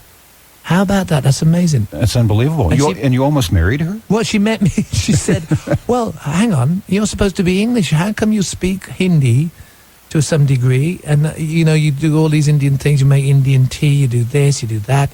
And she was absolutely amazed. I said, there's thousands of us like this. And some of them are in the group called KISS. No, that's wrong. That'll be later. That'll be for next week, right? Yeah, she was really, really good. Great singer. And she's just made a new album, actually, which I don't know whether it's got to America, but she's excellent. And Sandy Denny, unfortunately, has departed. She has left us, but she was with Fairport Convention. Yes, and to me, had one of the greatest voices ever. Truly. A tremendous vocalist. Did you sense when you were singing with her that there was something special when you recorded the Battle of Evermore? With Sandy? Yeah, with Sandy. Yeah, I knew, Zeppelin, we were quite close to Fairport Convention, and Sandy and I were good friends, and she had the most compelling and strong voice, and she had a golden heart. She was beautiful, beautiful being. Elizabeth, thank you for the phone call. We'll play from In Through the Outdoor for you right now. In the evening, it's Led Zeppelin on Rockline.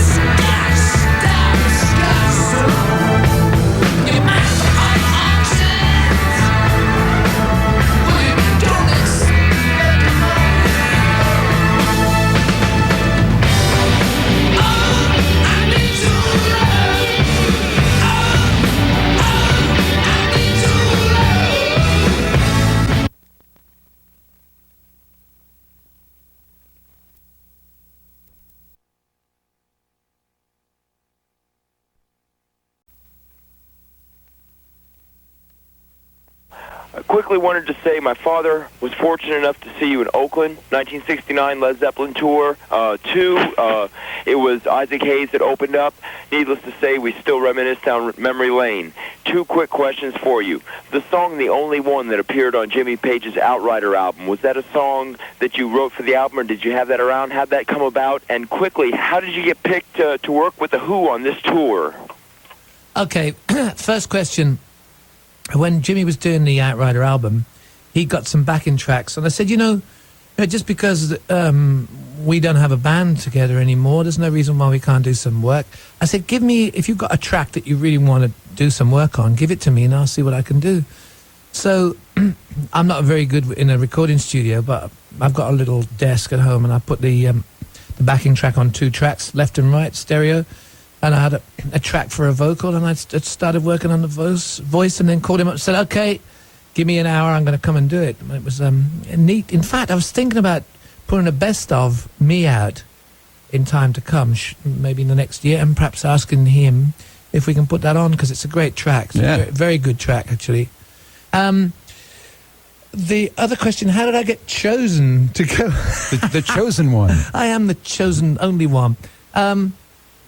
Well, I've known the guys for years and years and years, and Roger, when the Who weren't working in the 80s, 90s, because we share the same management, Bill Kirbishley, he used to come to some of my solo gigs, and he used to sit in the bus and go, I don't know how you can do it.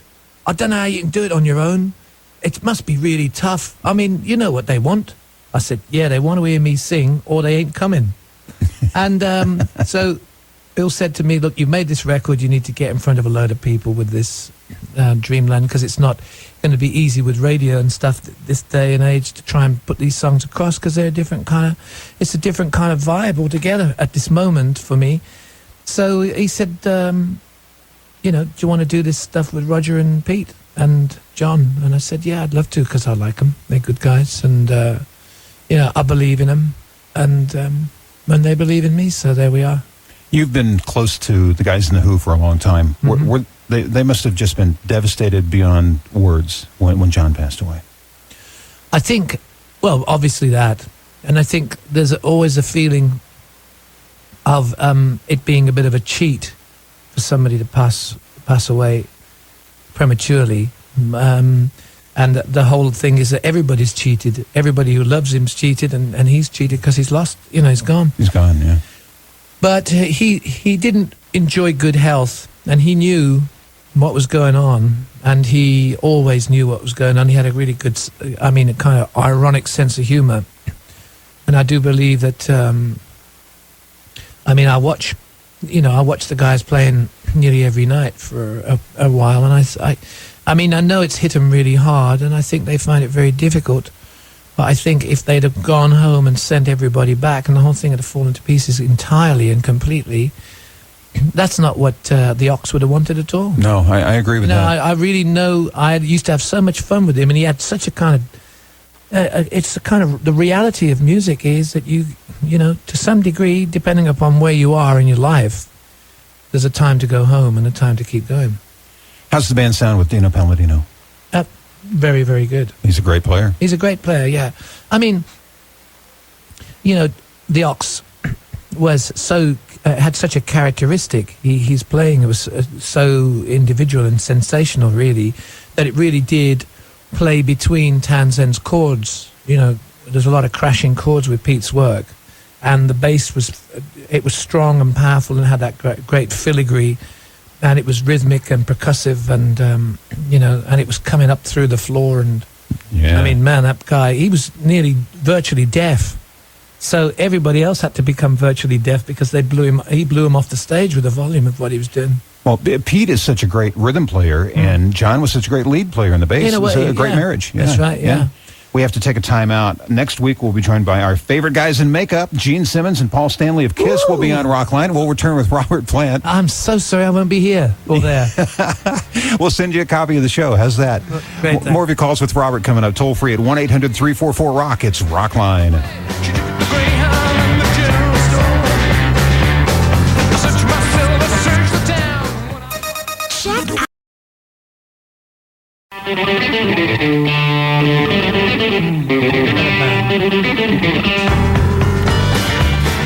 Oh, yeah, that was a pretty good band, Robert. It was a pretty good band you were in for a while there. Diggity. Ooh, yeah. All about a girl in Dallas. Oh, yeah. And so many different styles in Zeppelin. That's one of the things that always amazed me, from a Middle Eastern sounding music to madrigal English folk to, you name it, really crunching rock and roll. That's right, and a great sense of humor. I mean, really that good whole sense thing of humor. about Hot Dog and Jamaica and all those. There's so many songs where it was just. We were just having a good time. I mean, the whole atmosphere that's supposed to have surrounded the band really only surrounded the people who wrote about it. That's true. Yeah. Yeah. I mean, there was some dark days, but it was very funny. Very, very funny. Let's go back to the phones. People really want to speak with you tonight. Bruce in Boston, it's your turn to talk to Robert Plant on Rockline. Welcome to the show. Thanks a lot, Robert. Congratulations on the great new CD. Thank you, Bruce. I have two quick questions for you. Firstly, what inspired you to cover Hey Joe on the new Dreamland CD? And secondly, I hope you can settle a bet for me. I attended a show of yours on the Fate of Nations tour on November 20th, 1993 at the Orpheum Theater here in Boston. And I'm quite sure I saw Jimmy Page standing in the audience by the soundboard. I wondered if you could confirm that. I didn't think he went into the audience. Did he have a very long coat on? He usually, when it was him, he was there, and he usually travels sort of hunched up with a very long coat. I don't think he wears much else apart from a pair of shoes and socks. But he was there, yeah. That was the Orpheum. That's when we started discussing the whole deal about doing an unplugged thing. I'd been invited to do an unplugged by MTV, and I thought it would be a bit facetious and avaricious to start doing Zeppelin songs on the TV on my own as a sort of, at that stage. So I said, hey, why don't we do that together? And he came to the Orpheum. What was the other question? Yeah, I wondered what inspired you to cover Hey Joe on the Dreamland. Oh, yeah, okay. Well, I like the idea of these kind of mystery songs, the sort of Frankie and Johnny, Gallows Pole, the whole thing about fractious relationships, things that go wrong. There's a kind of the folk ballad and the sort of that kind of stuff goes way back 200-300 years. The whole idea of death and cheating on people and stuff like that. And I think Hey Joe is a really strong song, and it's appeared in so many different guises. I mean, the Hendrix one has got all the mood and all the beauty. But there's been some other great versions, Love, The Birds. And I used to play Hey Joe with John Bonham. I think that's part of the thing about this album, Dreamland, is that a lot of it refers to, they're like touchstones. They're various songs that have meant a lot to me at various times. And I really wanted to sort of, if you like, bring them out in another personality. And I thought, well, now how do you do Hey Joe? Because it's so complete, the Hendrix version, and it's never really been destroyed by Hendrix or by him constantly doing it in big arenas or anything like that. He just did it, and it was beautiful, and that's the great thing about his catalogue. I mean, he wasn't around long enough to make it into a parody. So when you hear Crosstown Traffic or Stone Free or If 6 Were 9, you know that nothing was played that often and that much, and so it's just quintessence of rock music, if you like. But I want to have a go at it. I wanted to make it like a news broadcast, a kind of newsreel. I wanted to be the guy talking about the crime, talking about the events, and have the music like some kind of staccato soundtrack behind or alongside the lyric. And it came out that way as well. Yeah. You can really hear that. I think the first time I ever heard it was by The Leaves. That's right, yeah.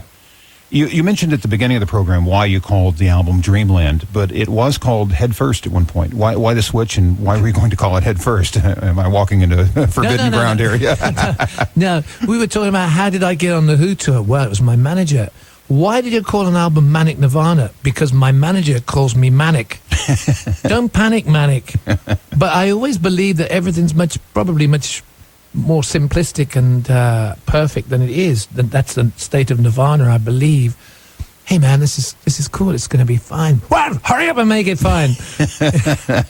So they call me Manic Nirvana, and I mean, it's it's always the manager. His ideas are pretty good. He's a bit of a bully, but he's a clever guy. So you're going to foist this original title on him, the head first? The head first thing was, I said, look, don't you think there's a bit of a double entendre? I said, don't you think it's a bit sort of ambiguous? This is not a Bon Jovi album, you know, or a Whitesnake album. Slide it in, or Slippery When Wet, or something like that. I said, I'd never even thought about it, but head first has more than one connotation, and I certainly wouldn't like that to be the case. Yeah. And so I aimed it out the window and said, no. And he said, I think it's very appropriate. I said, it might be appropriate, but not for general consumption. And that's that. Let's take another, shall we? It's a call from Birmingham. Nick, you're on Rockline with Robert Plant. Hey, Robert. Hey, Nick, how you doing? I'm doing all right.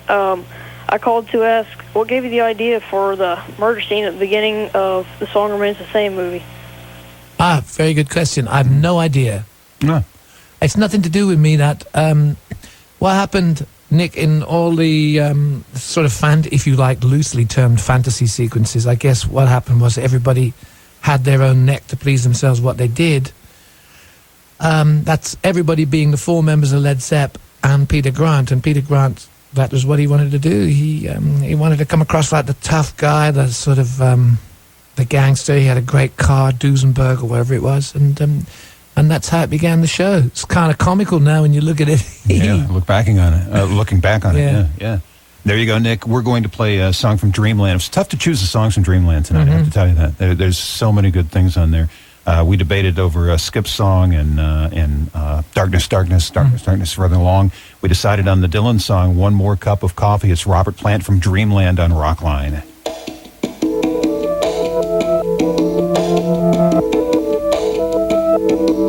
Your breath is sweet, your eyes are like two jewels in the sky. Your back is straight, your hair is smooth on the pillow where you lie. I don't sense affection, no gratitude or love. Your loyalty is not to me, but to the stars above. One more cup of coffee for you. One more cup of coffee before I go to the valley below.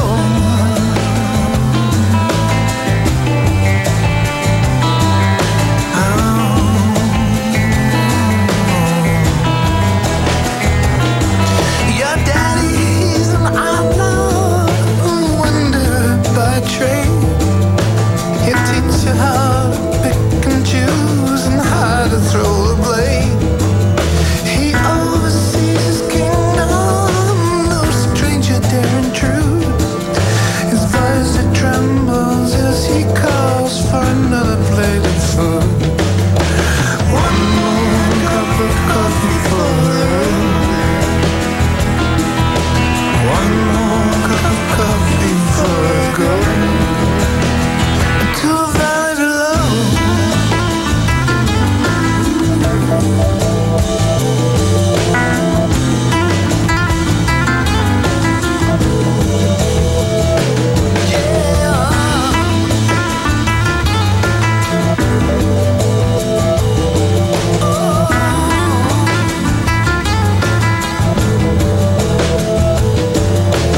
One more cup of coffee before I go. One more cup of coffee before I go into the valley below.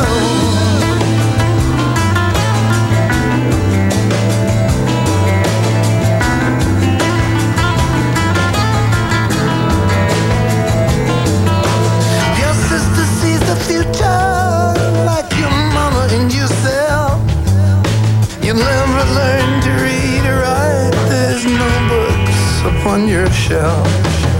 Your pleasure knows no limits. Your voice is like a lark, but your heart is like an ocean, mysterious and dark. One more cup of coffee for the road. One more cup of coffee before I go to the valley below.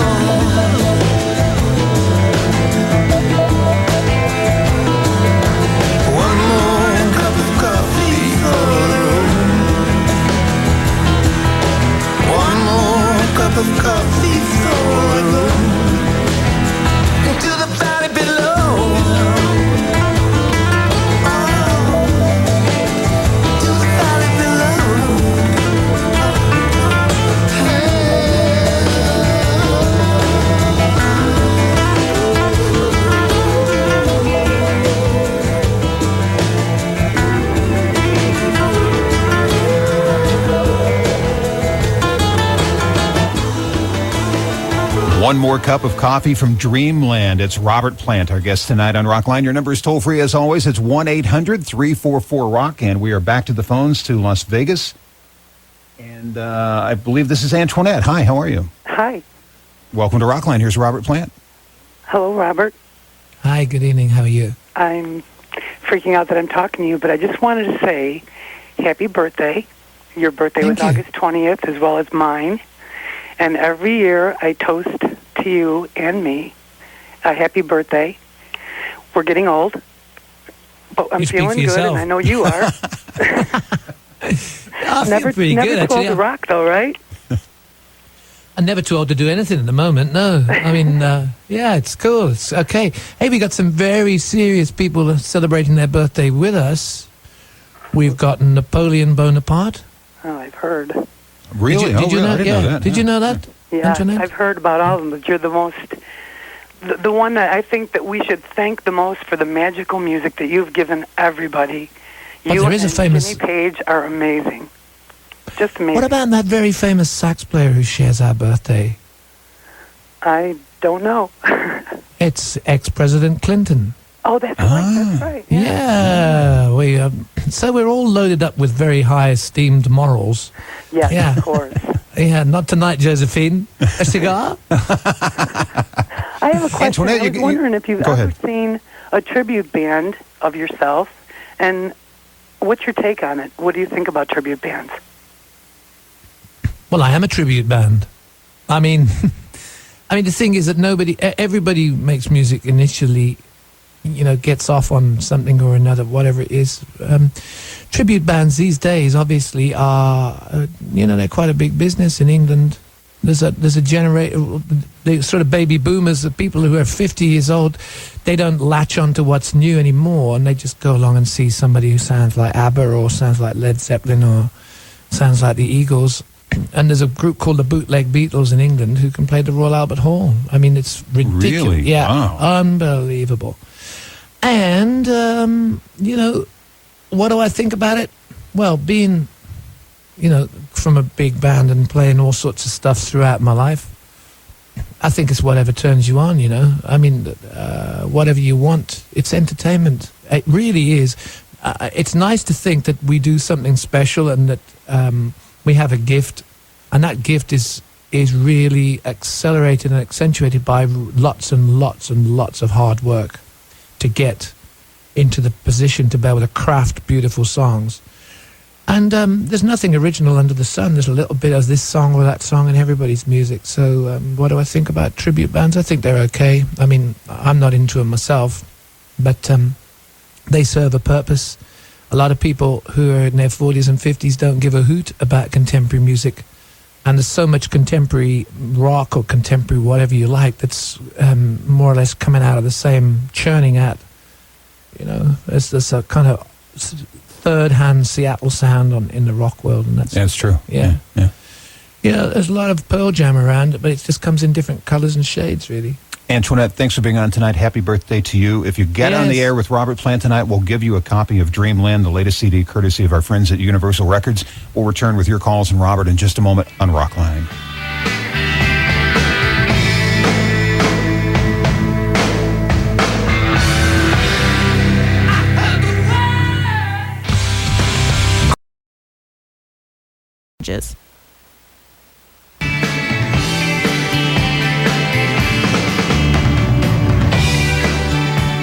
Having some fun tonight. It's an evening with Robert Plant tonight on Rockline. Our number's toll-free, 1-800-344-ROCK. I'm BC Bob Coburn. We are back to the phones from Berkeley, California. I'd like to welcome Molly to the show. Hi, Molly. Hi.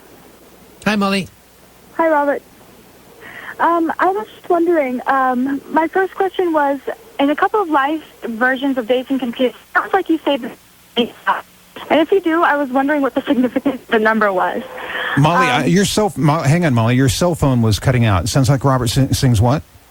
It sounds like he says the number 25, and I was wondering what the significance of the number was. Oh, there is no significance. I don't think it's... You sure it wasn't 21? I think it might have been 21 because the significance in those days was that when you were 21, you were no longer a child and you were actually able to make your own decisions. But I think that was something to do with making decisions in love and not being responsible, I think, but I can't remember. Anything else, Molly? I was wondering how many more albums he was going to put out with his current band. Well, he's here, and he's here to tell you.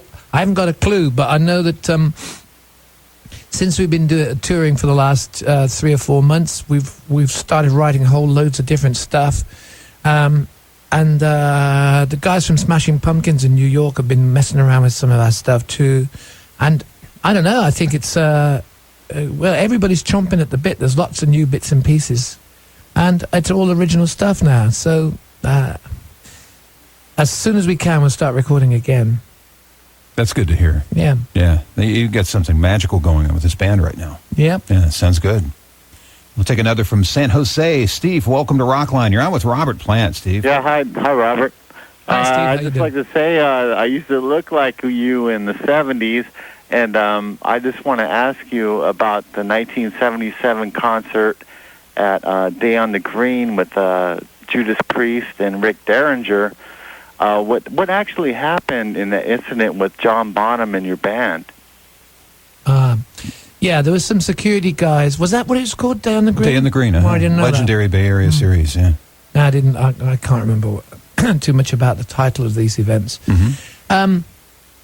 Yeah, there was Peter Grant's son, Warren, was backstage with us. Peter Grant was the Led Zeppelin manager, and he was having some trouble. One of the security guys was being very ungracious, if you like, and there was a whole altercation. There was a lot of arguing and stuff, and the security guys were very arrogant, and so Bonzo was protecting or trying to take the part of Warren, and they took no notice of John either. They just had nothing. They were just really I don't know. I mean, I've seen it a million times since, when people really just don't care. They just got a way of doing things, and it's not at all permissible in reality. And also, they're paid to be backstage to make sure that things are okay.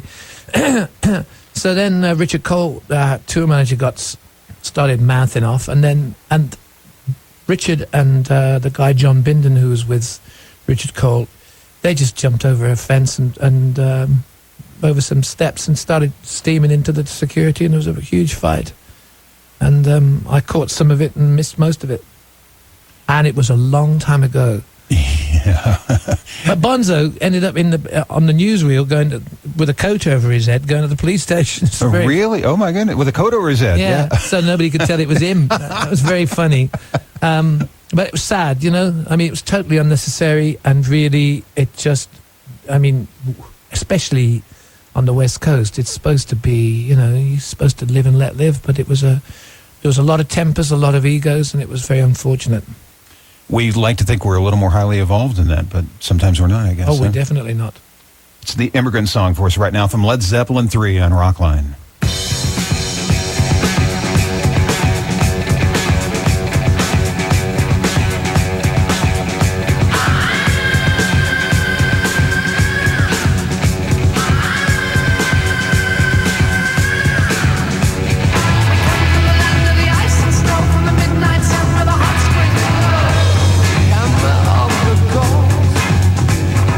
Drive our ships to new land, fight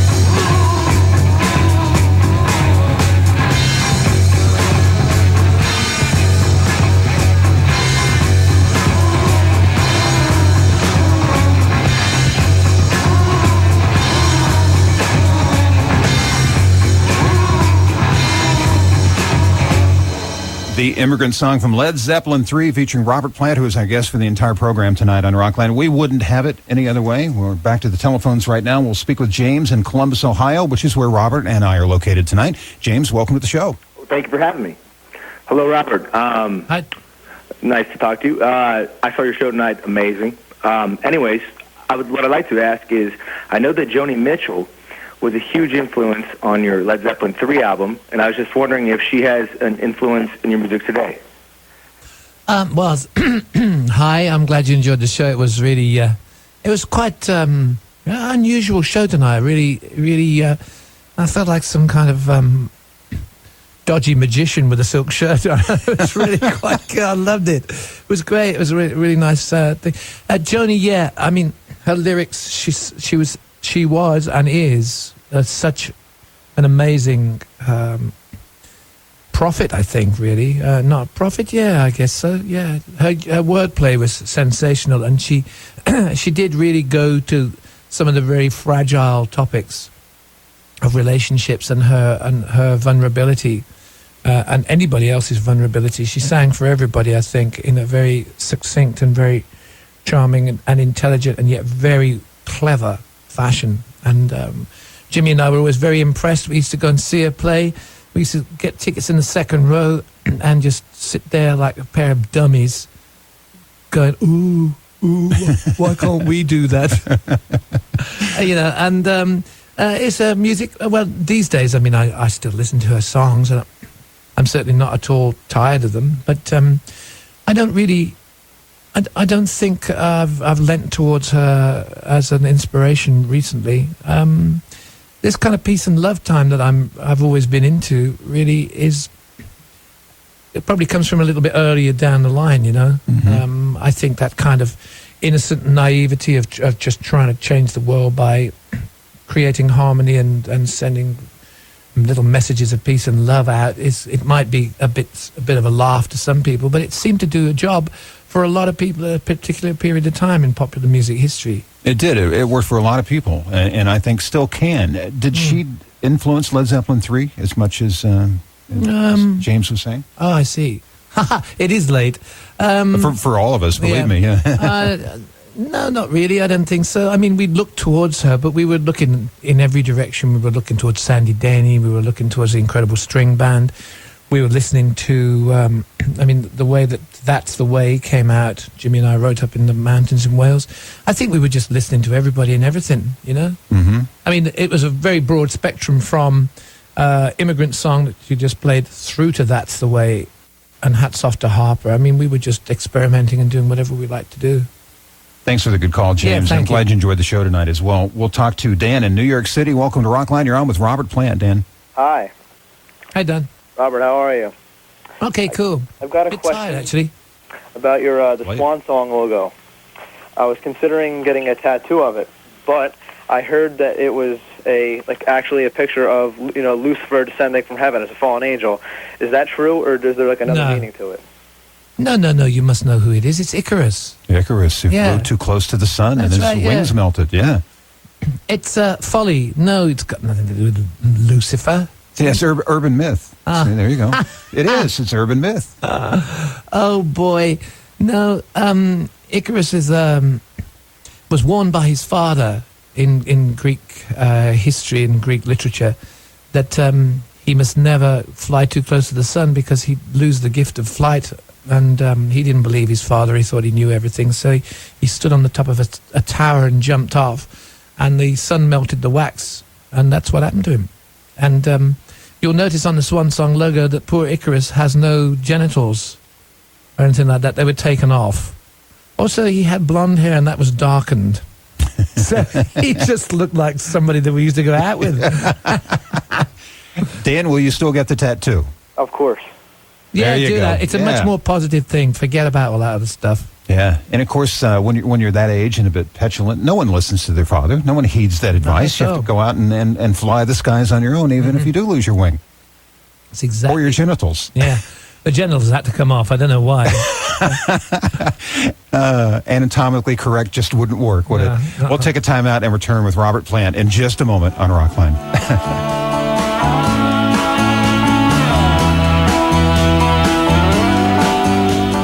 In history, a few nations...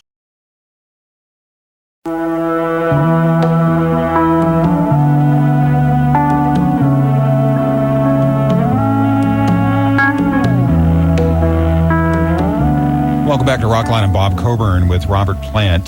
Some of the Zeppelin music has been released, so to speak, in certain capacities. Almost Famous, Zeppelin music in the soundtrack. Yeah, Friendship with Cameron Crowe that led to that? Yeah. Well, Cameron traveled with us when he was young, and his mom kept... I didn't realize that his mom was so... had such an overseeing eye, but he told me the truth when I saw him recently. Yeah. Did he was on his case, yeah. Yeah. And the Cadillac ads. I have to tell you, I'm not real big on rock songs on ads, but I just love having the television on, and suddenly I get to hear Rock and Roll by Led Zeppelin. I don't care if it's in a car ad or not. At least you know what it is. I think a large percentage of kids don't know what that is, you know? Mm-hmm. Because it's if you stick music on heritage rock, and that's where it stays, it ain't never going to get out to kids who don't hear heritage rock. So I think it's not such a bad idea to push it on another generation. Yeah, well, it's such great music, really timeless, classic music, as is Dreamland, the brand new CD. Pick up a copy. I want to thank a few people. Thanks to our affiliate stations. Thanks to everybody who listened and called tonight. Rockline is brought to you by Office Max. Office Max, where Max means more for back to school. Our thanks to Charlie Lake, to Joe Pasternak, everybody here at QFM 96 in Columbus, Ohio. And also big kudos to Howard Leon and Suzanne Pearl at Universal Records. Howard. Bill Kerbishley and Trinifold as well. And to you, Robert Plant, it's great to see you Thank again. you. Now let me do this question for, what do they call it? Well, hang on. We'll do that off the air. Then you'll make another appearance next week on Rockline. Okay. And you'll be back on the radio again, live and nationwide. Well, not live, but nationwide. Mm-hmm. And we'll save that question for next week. Cool. It's an inducement as well for those listening tonight to tune in again next week to hear Kiss. It's good to see you. No dead air. No dead air. I'm BC, and I'll be seeing you. Thanks a lot. You've been listening to another fabulously entertaining episode of Rockline, winner of the 2001 Billboard Award for Best Syndicated Rock Program. Did we mention Rockline was award-winning? The superior sound of Rockline was made possible in part by Sennheiser mics. Sennheiser, microphones, headphones, wireless products. Sennheiser, the sound that moves the world. Thanks to Buddha, Felicia, Steve, Marcella, and Michael for their priceless contributions. Special thanks to Mike Higgins and Steve Fredrickson for their technical assistance. Rockline is mixed by Jimmy Rash. Technical direction by Greg Jernigan. Associate producer Dave Bianchi. Rockline is produced by Catherine Turman. Executive producer Larry Morgan. Rockline is an exclusive presentation of the Premier Radio Networks. ID the radio station. Barry and Andy in the morning.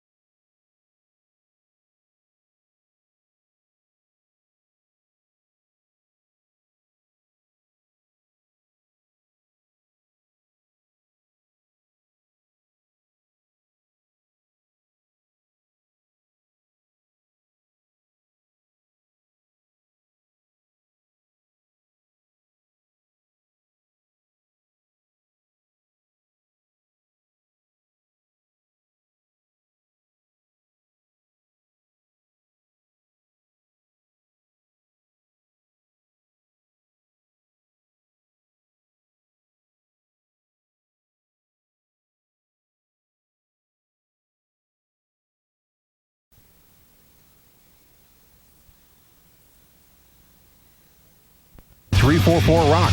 That's 1-800-344-7625. And now, let's welcome our guest. What a night we have in store for you this evening. Yesterday, Monday, the material available by Led Zeppelin for purchase was the same that it's been for years. Yesterday, 8 hours of previously unavailable performances hit stores nationwide. Now we have the 2-disc, 5.5-hour Led Zeppelin DVD and the 2.5-hour 3-CD set, How the West Was Won. Merry Christmas, and it's only July. Unbelievable.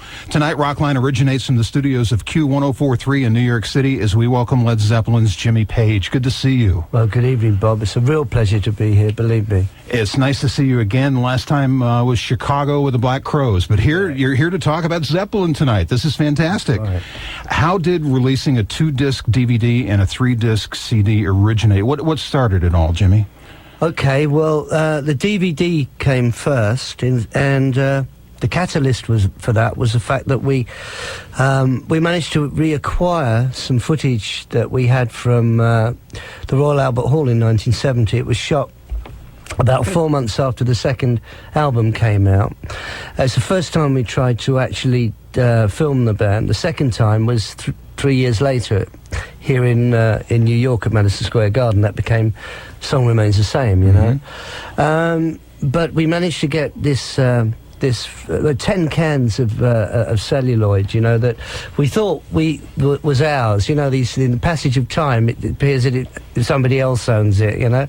And so we bought it back because this guy wanted to make some money out of it. He's actually going to auction it at Sotheby's. And we thought, well, hang on, that can't happen, because what if it didn't get in our hands? That would be a quarter of what we have, you know.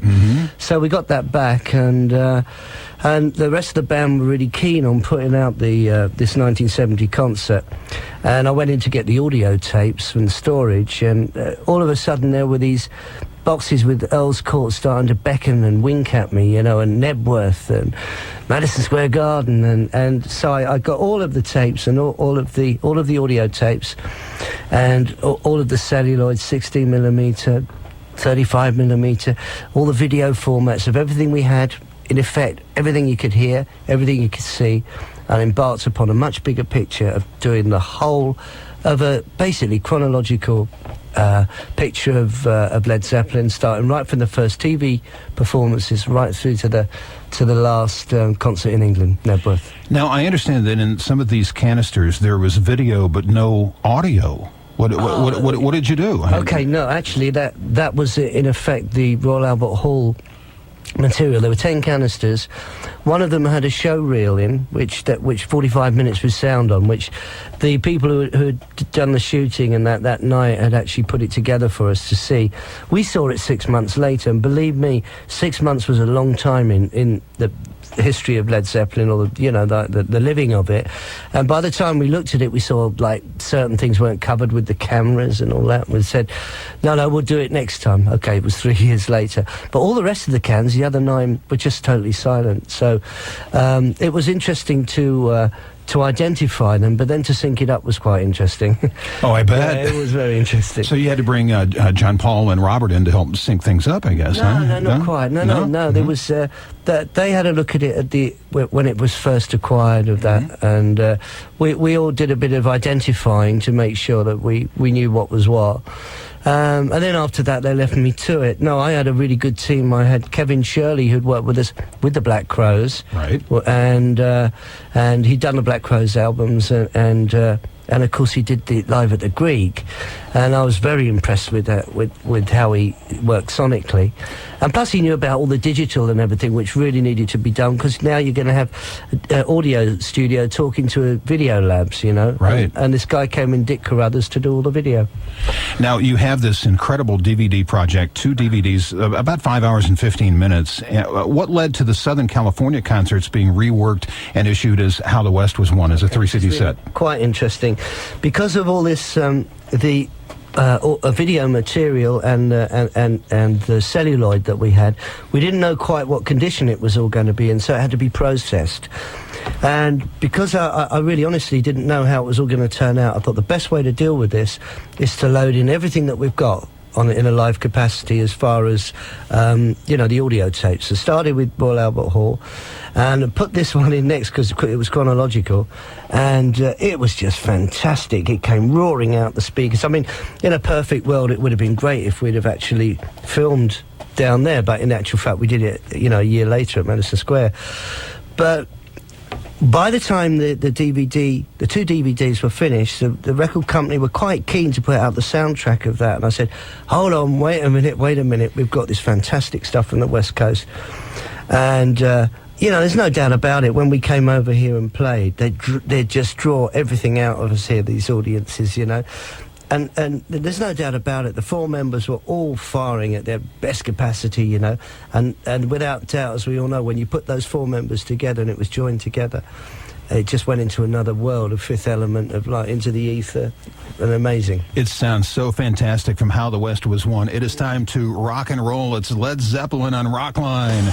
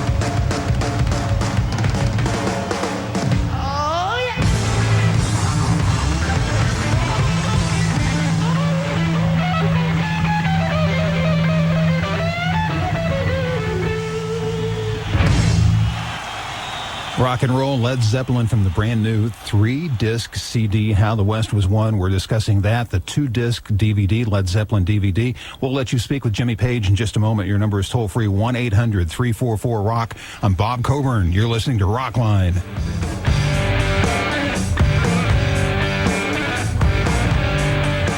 Hey, it's Bob Coburn. Buying a used car? Carfax has the history of the car you're looking.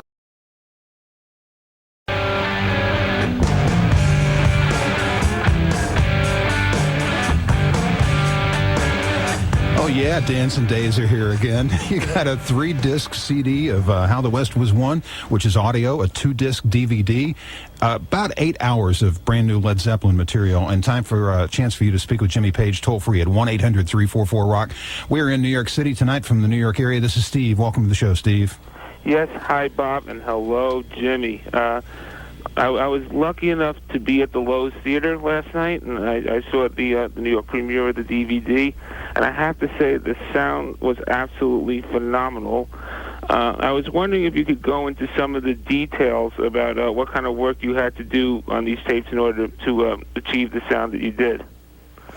Okay, well, the tapes were 8-track tape, 16-track, and 24, and there's with this old analog tape, there was always a possibility that the tape can shred. In other words, the magnetic oxide can come off it. So just as a total insurance policy, we baked the tapes, which is a process that you use.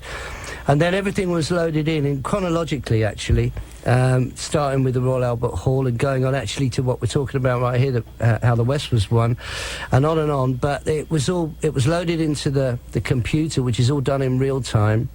And it's quite a long process doing all this stuff, I tell you. But as it was going in, I was making lots and lots of notes as to how things would be, and whether a number would run out halfway through, which happened, for example, in Heartbreaker on the Royal Albert Hall tapes, and it started off this is really good, and all of a sudden it stopped, and they changed reels. That's how it was. And then later, you get like 2 machines running, and so you get one overlapping the other. But that was it. It was all loaded into the computer. There was minimal repairs done. I mean, this isn't, like with Zeppelin, it's totally different, a live album here, to say some other bands who are doing it pretty exactly the same all the time. So you can easily overdub instruments. We couldn't do that, wouldn't do that, to be honest with you. But there was the occasional fix here and there, but it was, it was quite minimal. And then it's just a process of mixing it in stereo and then in the 5.1. Man, it just sounds like so much work, but it's so worth it. Yeah. Well, it was, yeah. I tell you what, within all of it, I mean, I must have been, it must have been the first 5 weeks was solid, just loading in material. And the whole process of the whole thing was like 6 months, going from video editing suites to the audio and this. But, it's fantastic. It had to be done. It was the whole thing that was missing in the Led Zeppelin story, And now we have it, Steve. Thanks for joining us. Now we have Phil from Philly. Welcome to Rockline, Phil. How you doing, Bob? Hey, Jimmy. Love the new DVD. Hi there. I understand that you used some bootleg material on the DVD. How'd you go about obtaining that? Okay, well, you see, the thing was, because we had so little material of our own, we only were talking here about 4 venues, in actual fact, that we had footage on. And we had to, obviously, with the fact that we had the audio to back that up, I felt it was really necessary to augment it in any way that we possibly could. And I knew that meant bootleg, because there was bootleg material that had been done well, I call it bootleg. It's actually people who were there with like Super 8 cine cameras, but I know it as bootleg because it came out through bootleg sources, So it was necessary to get hold of these people, really, because the angles, and I'm sure you know this if you've seen the DVD, that when you get this bootleg stuff coming in, it's such a great vibe, and it's just a totally another angle, and it just augments the footage that we've got. But yes, it could have been a problem, of course, if the Office or even Atlantic Records had sent a letter to these guys saying, can we have your stuff? They'd have run a mile, thinking that we had like different intentions, or maybe trying to bust them. That wasn't the case. We desperately needed the stuff. So there was there was this Zeppelin collector in England that I knew called Simon Pallet, and I said to him, what do you think? Do you think you could get through to these guys? Because I had bootleg source material that I bought in Japan, but the quality of that wasn't anywhere near as good as it could be if you could get right back to the source, you know, just like we were doing with all the stuff that we had, trying to get it to the best, you know, to giving it the best treatment, to give it, you know, to get it nice and bright and everything.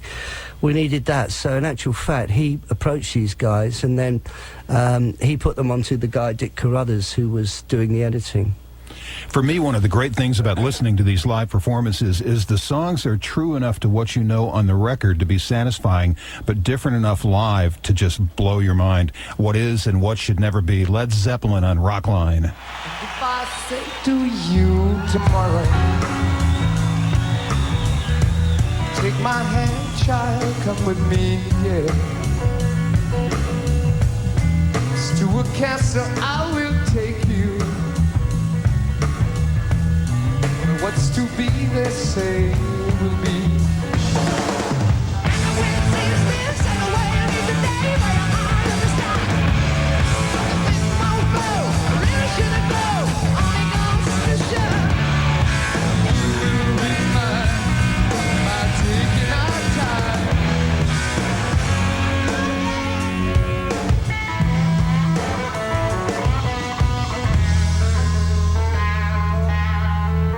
And if you say to me tomorrow,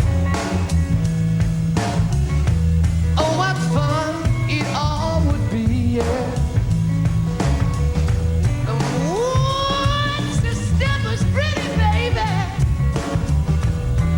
but what is and what should never be.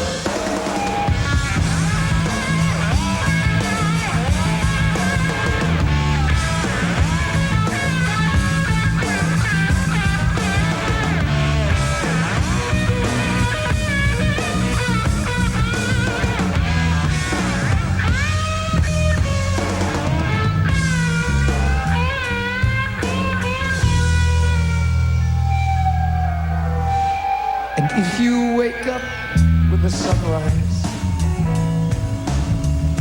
and all your dreams are still as new, yeah, and happiness is what everybody needs so bad, well, let me tell you the answer lies with you, nobody else. And the wind takes this and the wind in the day, and I understand. And the wind won't blow, really shouldn't blow.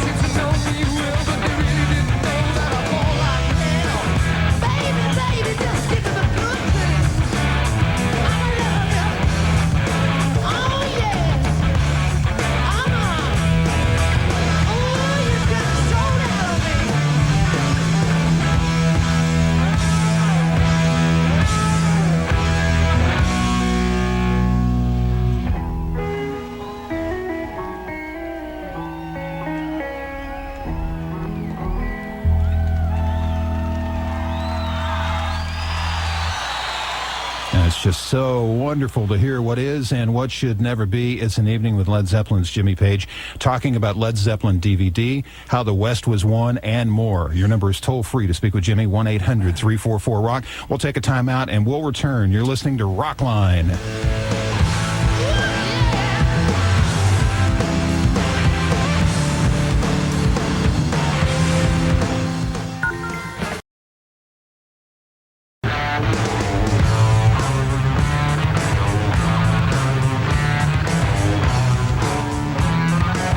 Welcome back to Rockline. I'm Bob Coburn. It's an evening with Jimmy Page. We're talking about Led Zeppelin DVD, How the West Was Won, two separate projects that give you about 8 hours of Led Zeppelin material. Now, coming up next week on Rockline, it's Carlos Santana, who's always a great guest, always fun to speak with. You'll have a chance to talk with him as well. Time now for the Rockline Encore question. Leonard Skinner was on last week, and they left this question for Jimmy Page. Hi, this is Johnny Van Zandt from Leonard Skinner. Huey Thomason. Ian Evans. Billy Powell. Michael Cardelloni. Carol Chase. We was wondering, why don't you guys get together, Led Zeppelin, with Jason Bonham, at least for one show? Come play with us, man. We want to see it. Why won't you do it? Okay, well, coming to play with you guys might be a bit easier at the moment. What I should say to you, because, I mean, everyone's asked this question, and Bob didn't tell me what the question was up front, but he says the question had been asked 1,000 times. You know what, we've got all this product together, and the other guys, you know, we had a lot of meetings on the covers and all the rest of it. And I can put my hand on my heart as I am right now, and I can say that up till now, even to this very evening, the members of Led Zeppelin have not discussed getting back together again, as strange as you may find that. So that doesn't, you know, at the moment, nobody's even discussed even that. You know, for me, I reckon there's only one way we could do it, because I've been going through all this live material, and I know the spirit of how this music came to be. You know, right from the first rehearsal right through to the last concert that we did, and you know, we'd have to be able to discuss it and then get in a room together with the instruments and play some Led Zeppelin material. Maybe just play a couple of numbers, and if we can all look each other in the eye afterwards, and you can see a real smile in those eyes, or even real laughter. You remember laughter, eh? Yeah. Then I could really see that it might be a really good thing to do, and then, you know, we'd sort of discuss who is going to be the drummer. I mean, Jason's a fine drummer, we all know that. But you know what? Unless it was for those reasons, that, you know, the love of the music would be the reason to do it. That's the reason. You know, it certainly wouldn't be for the fact that somebody would say, you know, and other people out there are going to disagree, I know, but, you know, for multi-millions of dollars. But, you know, some people used to say, I'll go in the ring with Mike Tyson, you know, for all that money. But, you know, I mean, I wouldn't. That's an honest answer, and you did have your hand over your heart. I'm here to vouch for that. So. You know, who knows? I'm not, you know, we're not counting it out, but it just needs a bit of feedback from the others. We will ask you off the air to leave a question for Carlos Santana, so you think of something for him. Back to the phones we go to let you speak with your fans, of which the Legion doesn't even come close. We have Josh in the Tulsa, Oklahoma region. Hi, Josh, on Rockline with Jimmy Page. Hi. A huge fan, Jimmy. I just wanted to ask you real quick, is it as important for young people to discover the music of Led Zeppelin as compared to, say, the Beatles or Rolling Stones? I guess it's all important, you know. It's like when I was first started playing guitar, and the sort of music that really turned me on and really pulled me right into the speakers, you know, and it was starting to strangle me and rape me, you know. It was like so seductive, that music. You know what it is? It's whatever really, you know, moves you, you know, whether it be the Beatles or the Stones or Led Zeppelin, and you access it through there. And if you're a musician, then, you know, good luck, have a great time and enjoy yourselves. It doesn't get much better than that. Thanks, Josh. We'll now turn to Los Angeles and welcome Frank to Rockline. Hi, Frank. Hi, BC, and good evening, Jimmy Page. Hello. Me and my next-door neighbor, Mark, are huge fans of yours. Great. And I'd like to thank you for all the great music over the years, for digitally remastering the whole Led Zeppelin catalog, and for the first concert video live in years. And my question is, is there any way possible I can get a autographed copy of How the West Was Won? Okay, I'll hand you over to Bob, because Bob's the administrator on this. I'm the administrator, and that's a good question, but a very personal question. Is there anything more general that you could ask that would interest people besides yourself, Frank? You know what? We might get loads of calls in, Frank. We might blow the switchboard up. That's right. Autograph coffee, with all due respect. Jimmy will be here signing for the next millennium. Yeah. Anything else, Frank? Yes. What was it like performing Going to California in 19...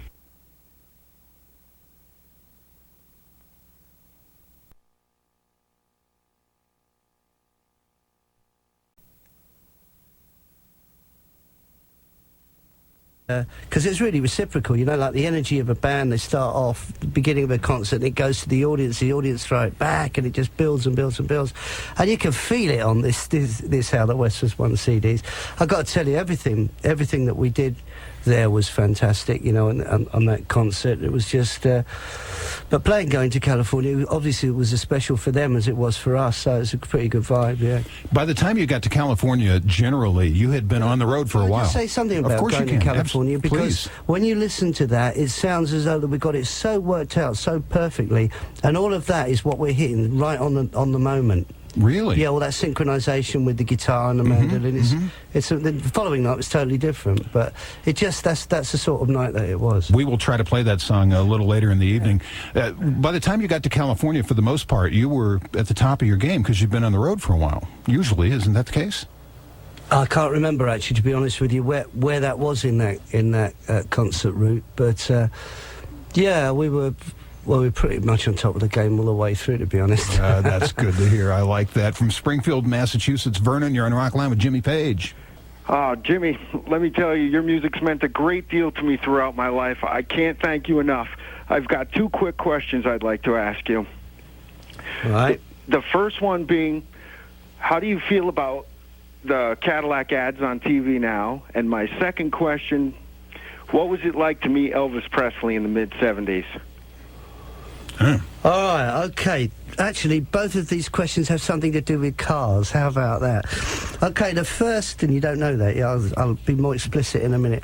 The Cadillac ad. Right, well, it was a group decision, you know, to let them have rock and roll. If ever there's like a celebration number, that's it. I got to say that, you know, with the passage of time, it seemed to be fair game with the way that in the days when we were a live band, we wouldn't have considered anything like doing anything for allowing them to use music for something like a commercial. But the whole situation has changed from those days. It's all down to profile and this and that and the media. We escaped the media, you know, for all those years, and we were really lucky to do so, to be honest. But you know that it is all down to that. And rock and roll being a really good fun song, they wanted to use it, and it was a group decision, you know. And I think it's cool. I think it's great. You know, puts a smile on people's faces. Now then, let's move on to Elvis. We went to see Elvis after a performance that he did, you know, a big concert. He went into this hotel suite waiting for him, and he came in, and everyone was really nervous. My God, it was Elvis coming in. And he came in, and he looked nervous meeting up with us, and we were sort of duly introduced to each other, and I don't know how much music he'd heard of us, but before the introductions were over, Bonzo said to him, "What was that hot rod that you drove in, Loving You?" And he came out with what it was, and the ice was broken, and we just had a wonderful time. He was you know, you want to know what he was like. He was a fantastic guy. He was one of us, man.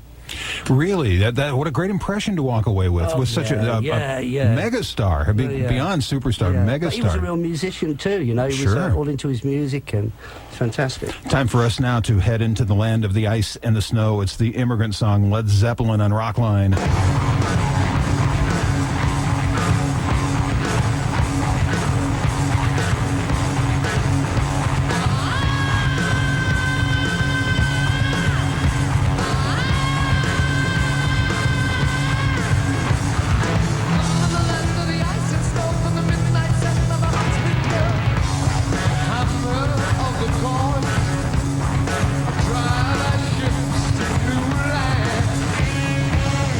The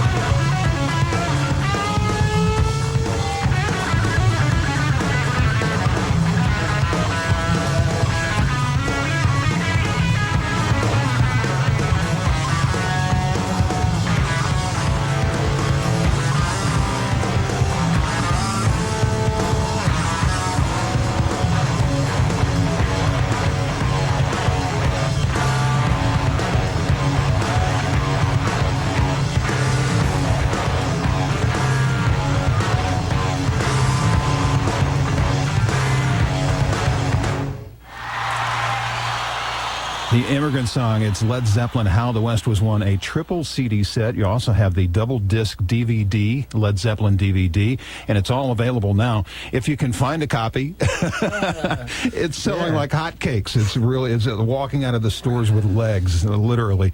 I'm Bob Coburn with Jimmy Page. You can speak with Jimmy toll-free at 1-800-344-ROCK. That's 7625 at the end there. From Milwaukee, Eric, you're on the show. What's going on?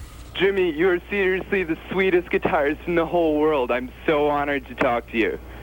Thanks, Eric. Why did you decide to let your music be used in Almost Famous, and what did you think of the movie? Okay, righto. Well, Cameron Crowe came over to England with the film, the complete film, and he had the music put into the areas, you know, where he was hoping that we would consent and say okay. So he came over and he put it on, and I guess he was saying some prayers, you know.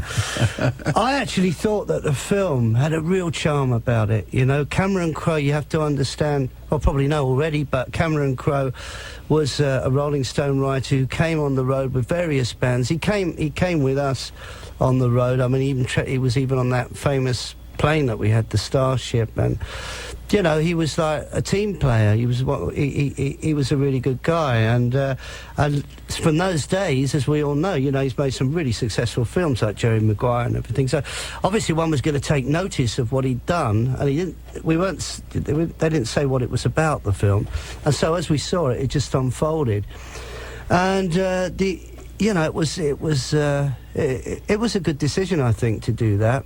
And then when we finished watching it, and we'd agreed it, he said, you know, the aspect of this, he said, actually, this is being created in real life, and curiously enough, he said, it all will be unfolded. And I started doing the Black Crows thing, and lo and behold, Kate Hudson, who was in the film, was going out with Chris Robinson. You know, it was a charming film. It had a lot of charm about it. It didn't have a really sordid side or anything like that. It was just, yeah, it was just a nice movie. It's good. There's a scene where the lead character is jumping into a pool and screams, "I am a golden god." Did Robert react to that when he saw that? Well, I think he got a towel after that, didn't he? Dried himself off. We'll take another from Southern California, the L.A. area. Sean, you are on Rockline with Jimmy Page. Hi, Jimmy. I'm a 19-year-old guitarist from L.A., and I just want...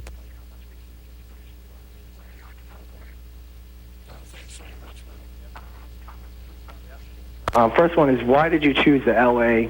and the Orange County shows? Why did you make it sound like it was one complete long show? And were there any other recordings of any other dates from the tour that year? Okay, let me tell you, I'll start at the last one, shall I? There's actually, well, I loaded when this whole project started up, started with the DVDs, I loaded everything in that we had of live recordings. And, you know, apart from the fact that obviously everything with the DVD had multi-track recordings, this was the only area that we had. It was 1972. It was actually a reference point to see how things would go. Eddie Kramer was brought in to do the recording, you know, in the truck, and actually just a little bit later, we did the 1973 with Eddie Kramer, and then we filmed it, because that was the second time we tried to film the band. There is no other live performances, and that's it. I'm really actually, in a way, it might be disappointment for people to think, oh, there's not going to be a part 2 and a part 3, but in a way, I'm really, really pleased that all this work that I put into putting this all together actually really means that you know, I can honestly say that there isn't any more. There's no more footage that's going to come out. That's why the whole of that DVD package is chronological. Because, you know, there isn't anything that's going to come out on that. And we don't have any more live tapes. I mean, I've got to say that if we'd have had 2 really mediocre performances, it would have been a real drag, wouldn't it? But in actual fact, we played in LA where the audience was pulling so much out of us. And okay, so that's the reason why it is what it is. The only thing that you've asked is why choose between the 2 concerts. I guess because there was just an added sparkle to the one performance or to the other. The thing is, the set list, the running list is exactly the same. there you go. I mean, there's one other aspect to this, that if it hadn't been for the DVD, this wouldn't be out, because the record company were keen to put out the soundtrack of the DVD, and I was very keen to put out this, because without the DVD, this probably wouldn't have seen the light of day, because there wouldn't have been the enthusiasm from the other members maybe in the band. So, it's good that it's I'm really proud of the fact that it's out there, and thanks for what you said about the guitar playing too. There are 3 songs in How the West Was Won that are from Houses of the Holy. That studio album had not been released when these concerts were done. No, that's right, but that's how we used to be. I mean, usually we'd go out on tour, and usually because the covers were, the decisions made on the covers, just like this actually on the DVD, but they would take quite a while to be finalised. We'd usually be on the road before the album, even though the record company were doing their best to get the darn thing out. It would usually follow us, So in actual fact, that also happened when we were playing in LA, for example. We did Stairway there, and the album hadn't come out at all. And, we got a standing ovation. That's something that was very memorable to me about the LA audiences. They just really were in tune with what we did. So yeah, that's right. There's numbers there, and we've been doing the Crunge in Dazed and Confused, and that was a way to come. Yeah, that's how we did it, though. We just played exactly where we were at that point in time. We didn't compromise for anybody or anything. We had a great freedom. See, that's the difference between what we did and what we had compared to, say, other bands at the time. No singles. That meant you didn't have to mime on television. We were a live band, for heaven's sake. Wouldn't do that. And we just had a freedom that we were determined to take all the way through, right? We did to the very end. And that's why we could go out on stage every night and just, you go on stage and as you walked up the stairs, everything that had happened to that day had just disappeared behind you. Because once it counted in, you had to be right on focus, totally in focus with the music. And it became like a trance state, It's fantastic. And what a great live band you were, as evidenced by this song, Over the Hills and Far Away on Rockline.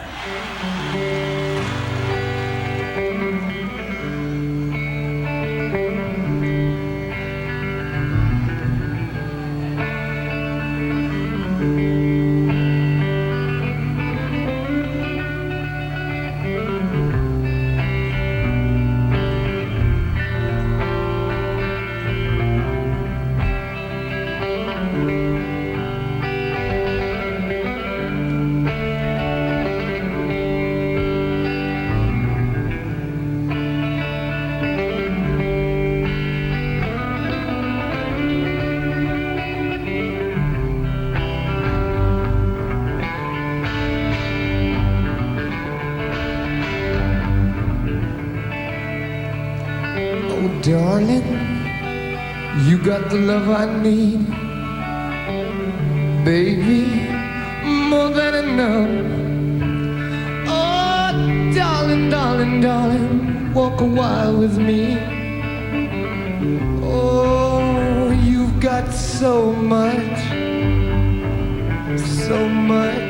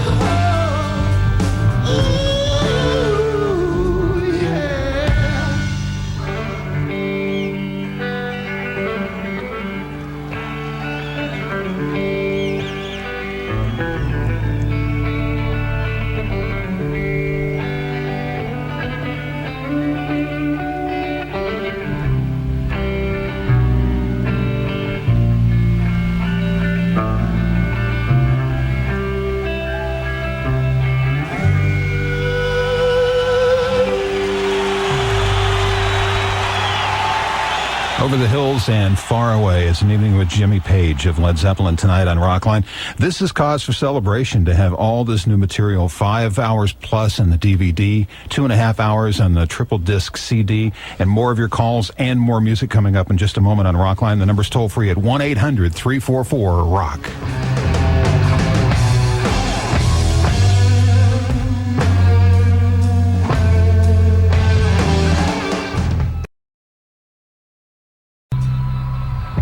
And welcome back to Rockline. I'm Bob Coburn. It's an evening with Jimmy Page. And when you listen to this triple disc CD or watch the DVD, make sure you have some time on your hands because you just get caught up in it. And some of the songs, Dazed and Confused, 25 minutes, 25 seconds. And with all the stuff, as you're saying, across the DVD, I think the best thing to do is to sort of buy it before you go on vacation, because that way you can listen to it. Because believe me, within the DVD, there's just so much stuff, and to listen to it, and to this too.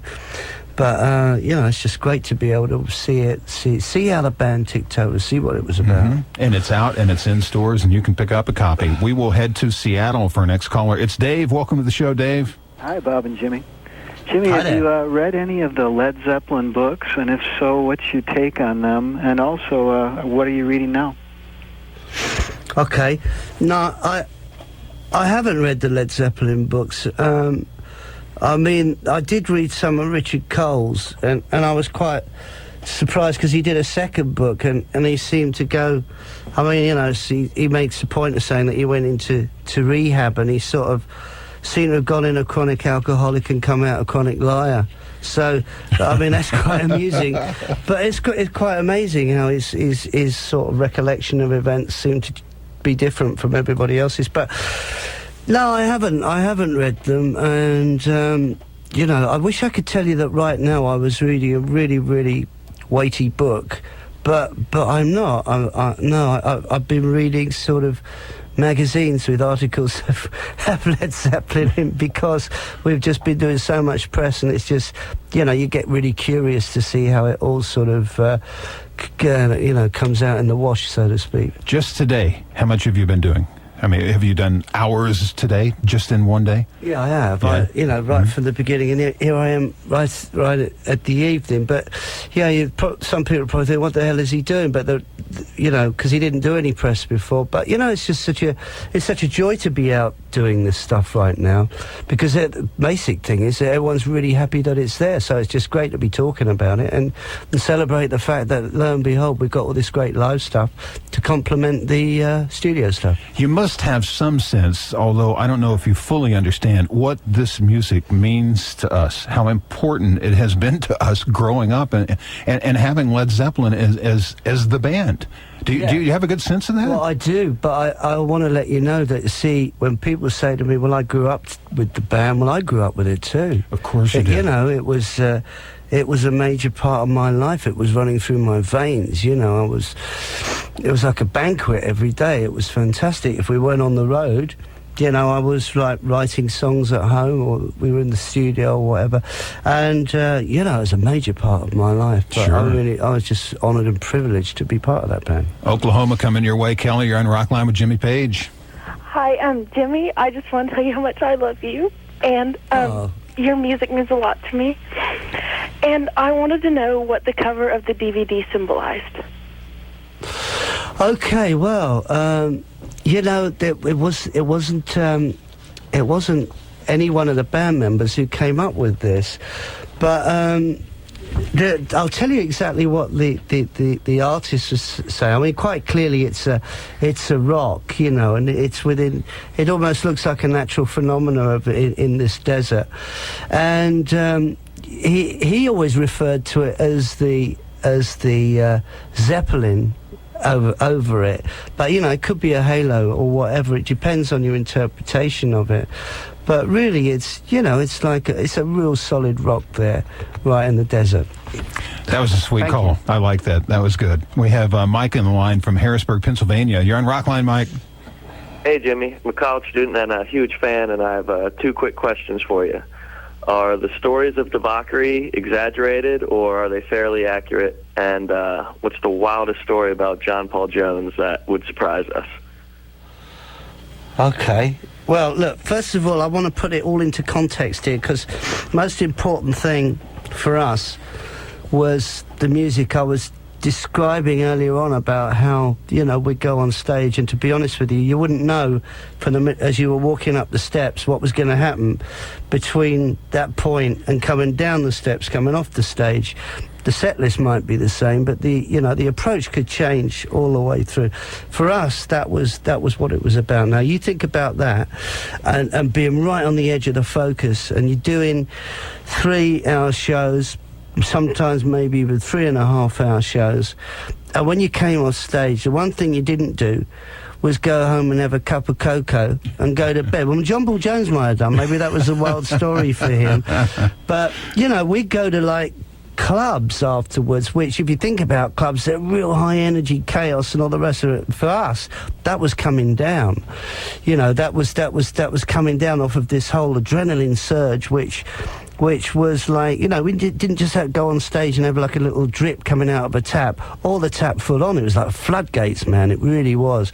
And so you have to sort of appreciate that, and the fact that, yeah, I wanted to enjoy myself, so I'll just leave it at that, really. Okay. Thanks, mate. Now, the last time John Paul was on Rockline, he said that one of the things he used to do, he liked to see the cities where the band was, and he would disappear for a day and would show up right before the concerts, and no one would know where he was. Do you recall that? I heard stories about Chuck Berry doing things like that. Yeah. And other things as well. Yeah. No, I to be honest with you, I used to get out as much as I could. I used to get to know a city, so that when I go there, there'd be like maybe some sort of unusual shops to go to, or whatever, you know, just maybe bookshops or clothes shops that were really unusual, you know.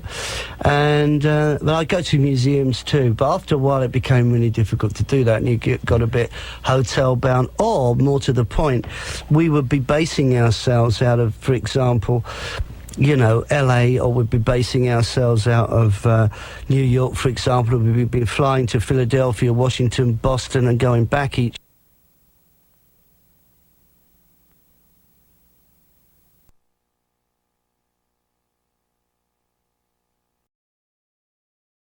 Let's play another song, shall we? One of the all-time greats by Led Zeppelin, and this is from How the West Was Won, the triple CD. It's Black Dog on Rockline.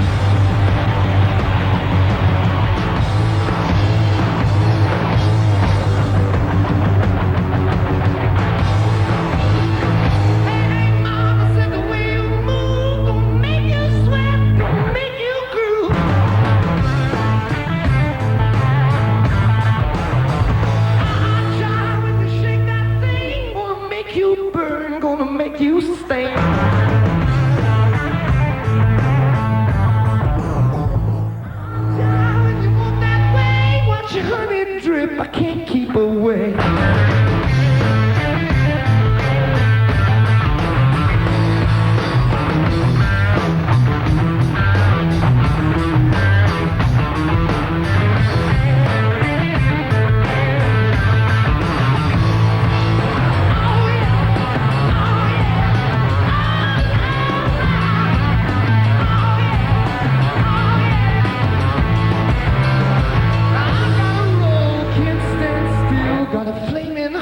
Can't get my fill.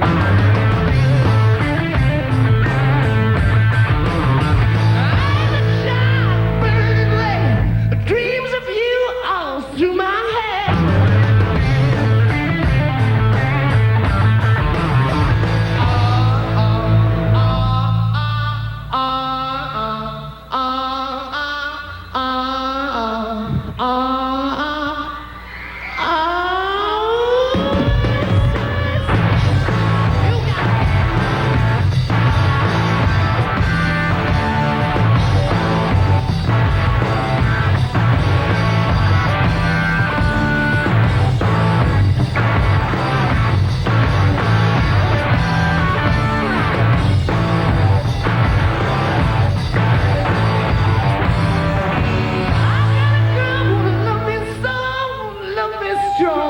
Jelly roll.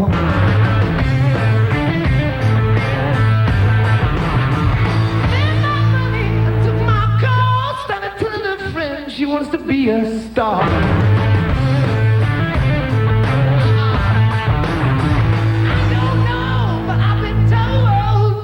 Woman ain't got no soul.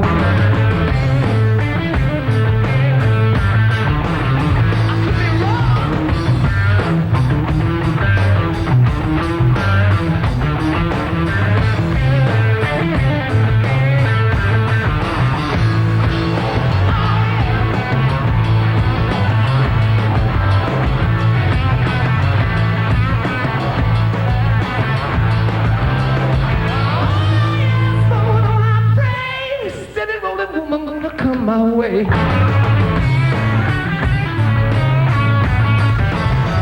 need a girl to hold my hand. Won't tell me no lies, make me a happy man.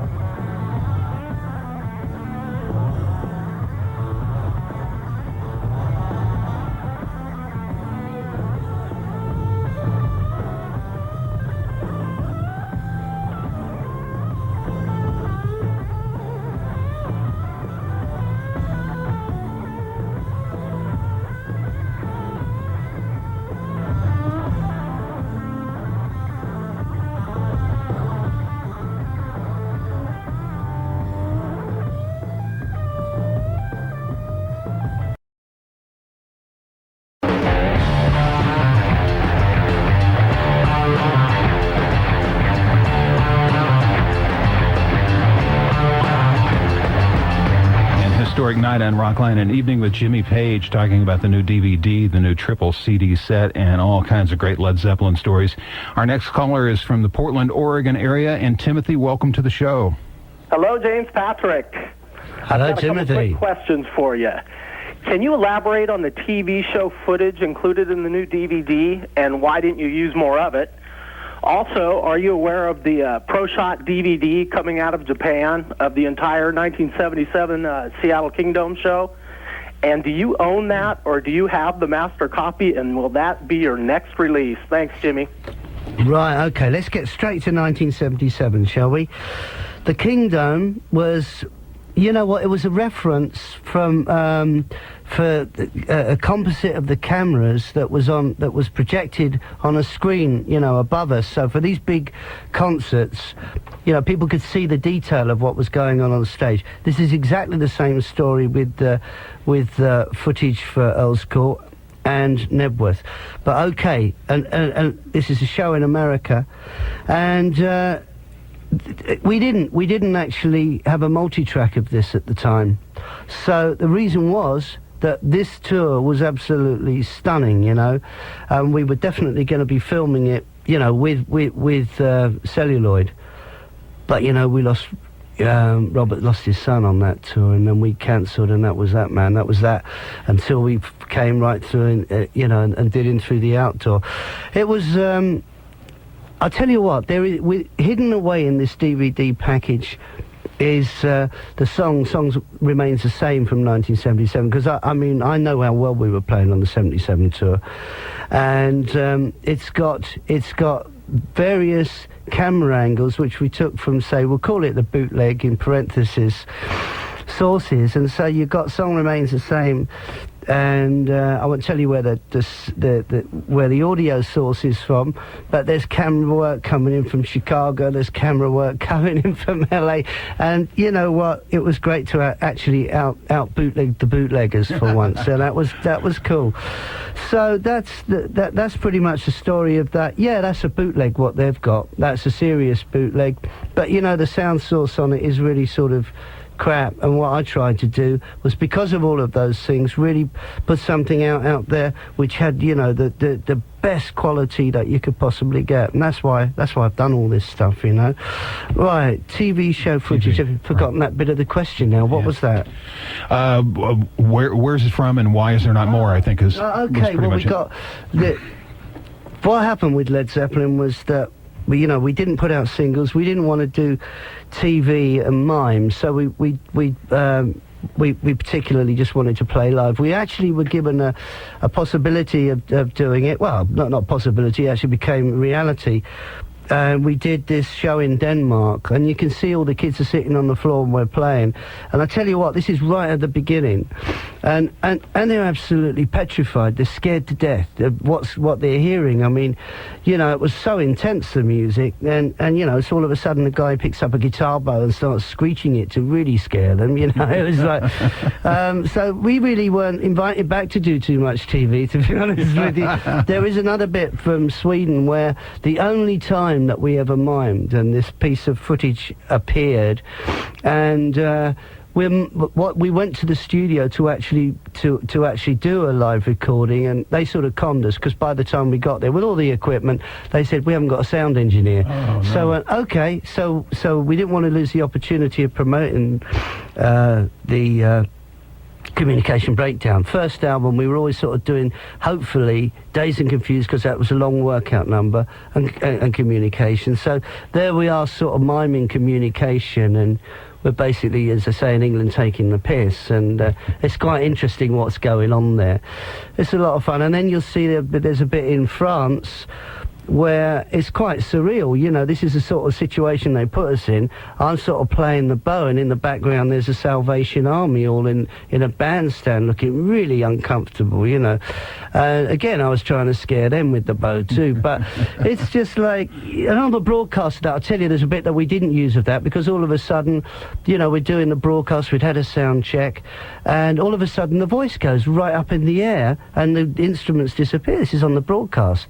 And so I didn't even bother to use that. But that's the sort of reasons why we didn't want to do television, because, we were sort of powerless over the way that it was going to be done. You couldn't be in two places at once. Always a problem, really, in life, isn't it? Sure is, but yeah. It was certainly a problem for Led Zeppelin, and I hope that sort of answers your question, too. I think it does. Thank you. We'll speak with Tommy in the Bay Area. Tommy, you're on Rockline with Jimmy Page. Hi, Jimmy.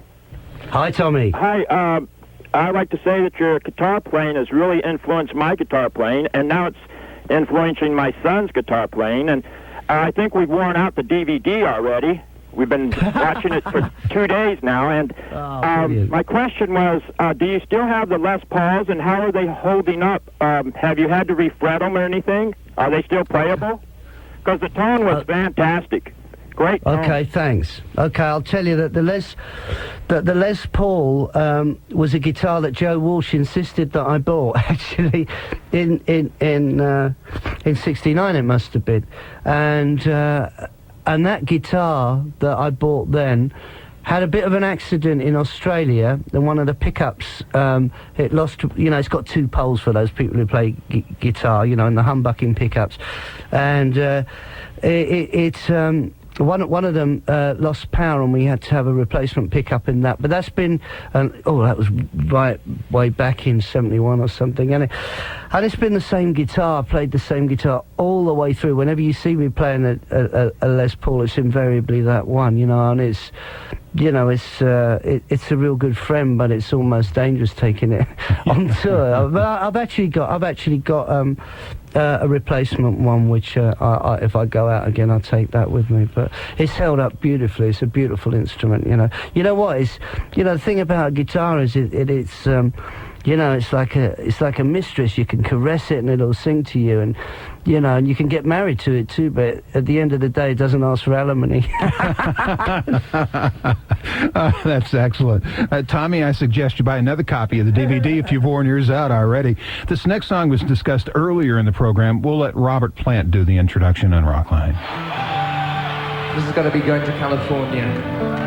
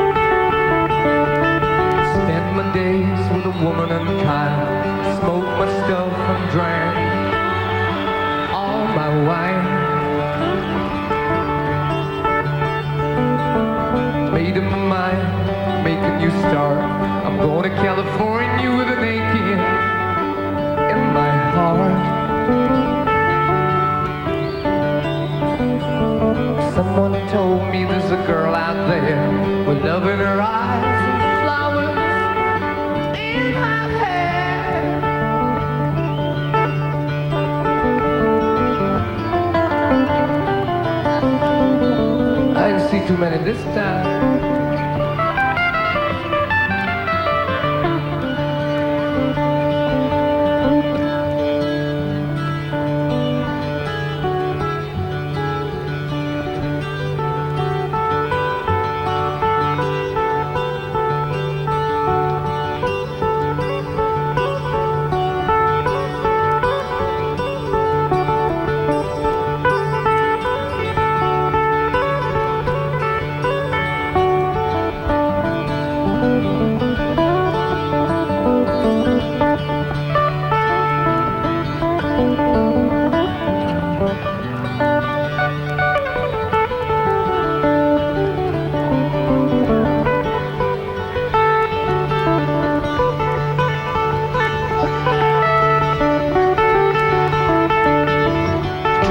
Chances on a big jet plane. Never let them tell you that we all are the same. Oh, the sea was red and the sky was gray. I wondered how tomorrow could ever follow today. Mountains in the canyon start to tremble and shake. The children of the sun begin to awake. Come on, children. It seems like the rock of the log's got a punch on the nose and it's starting to flow. Think I might be sinking.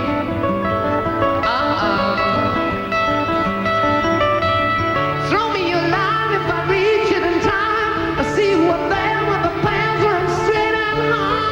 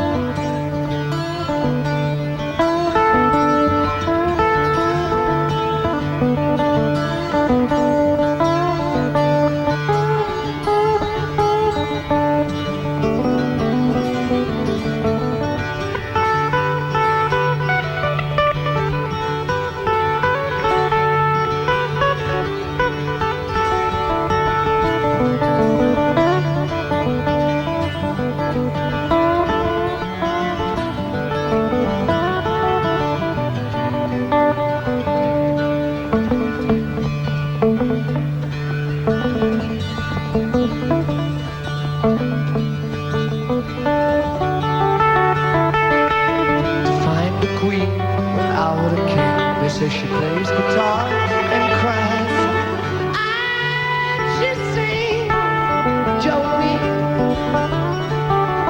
Ride a white mare in the footsteps of dawn, trying to find a woman who's never, never, never been born. Standing on a hill in the mountain of dreams, telling myself it's not as hard, hard, hard as it seems.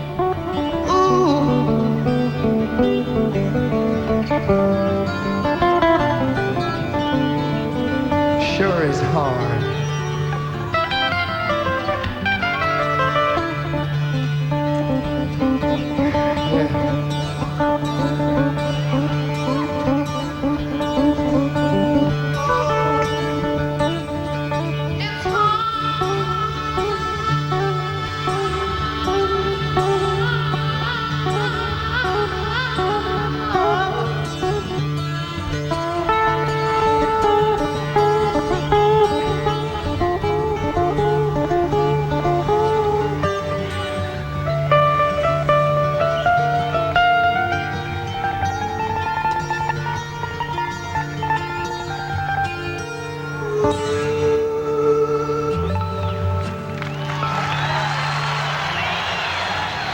Absolutely magical moments by Led Zeppelin. Our guest tonight on Rockline, Jimmy Page. Stay with us. We're coming back in just a moment on Rockline.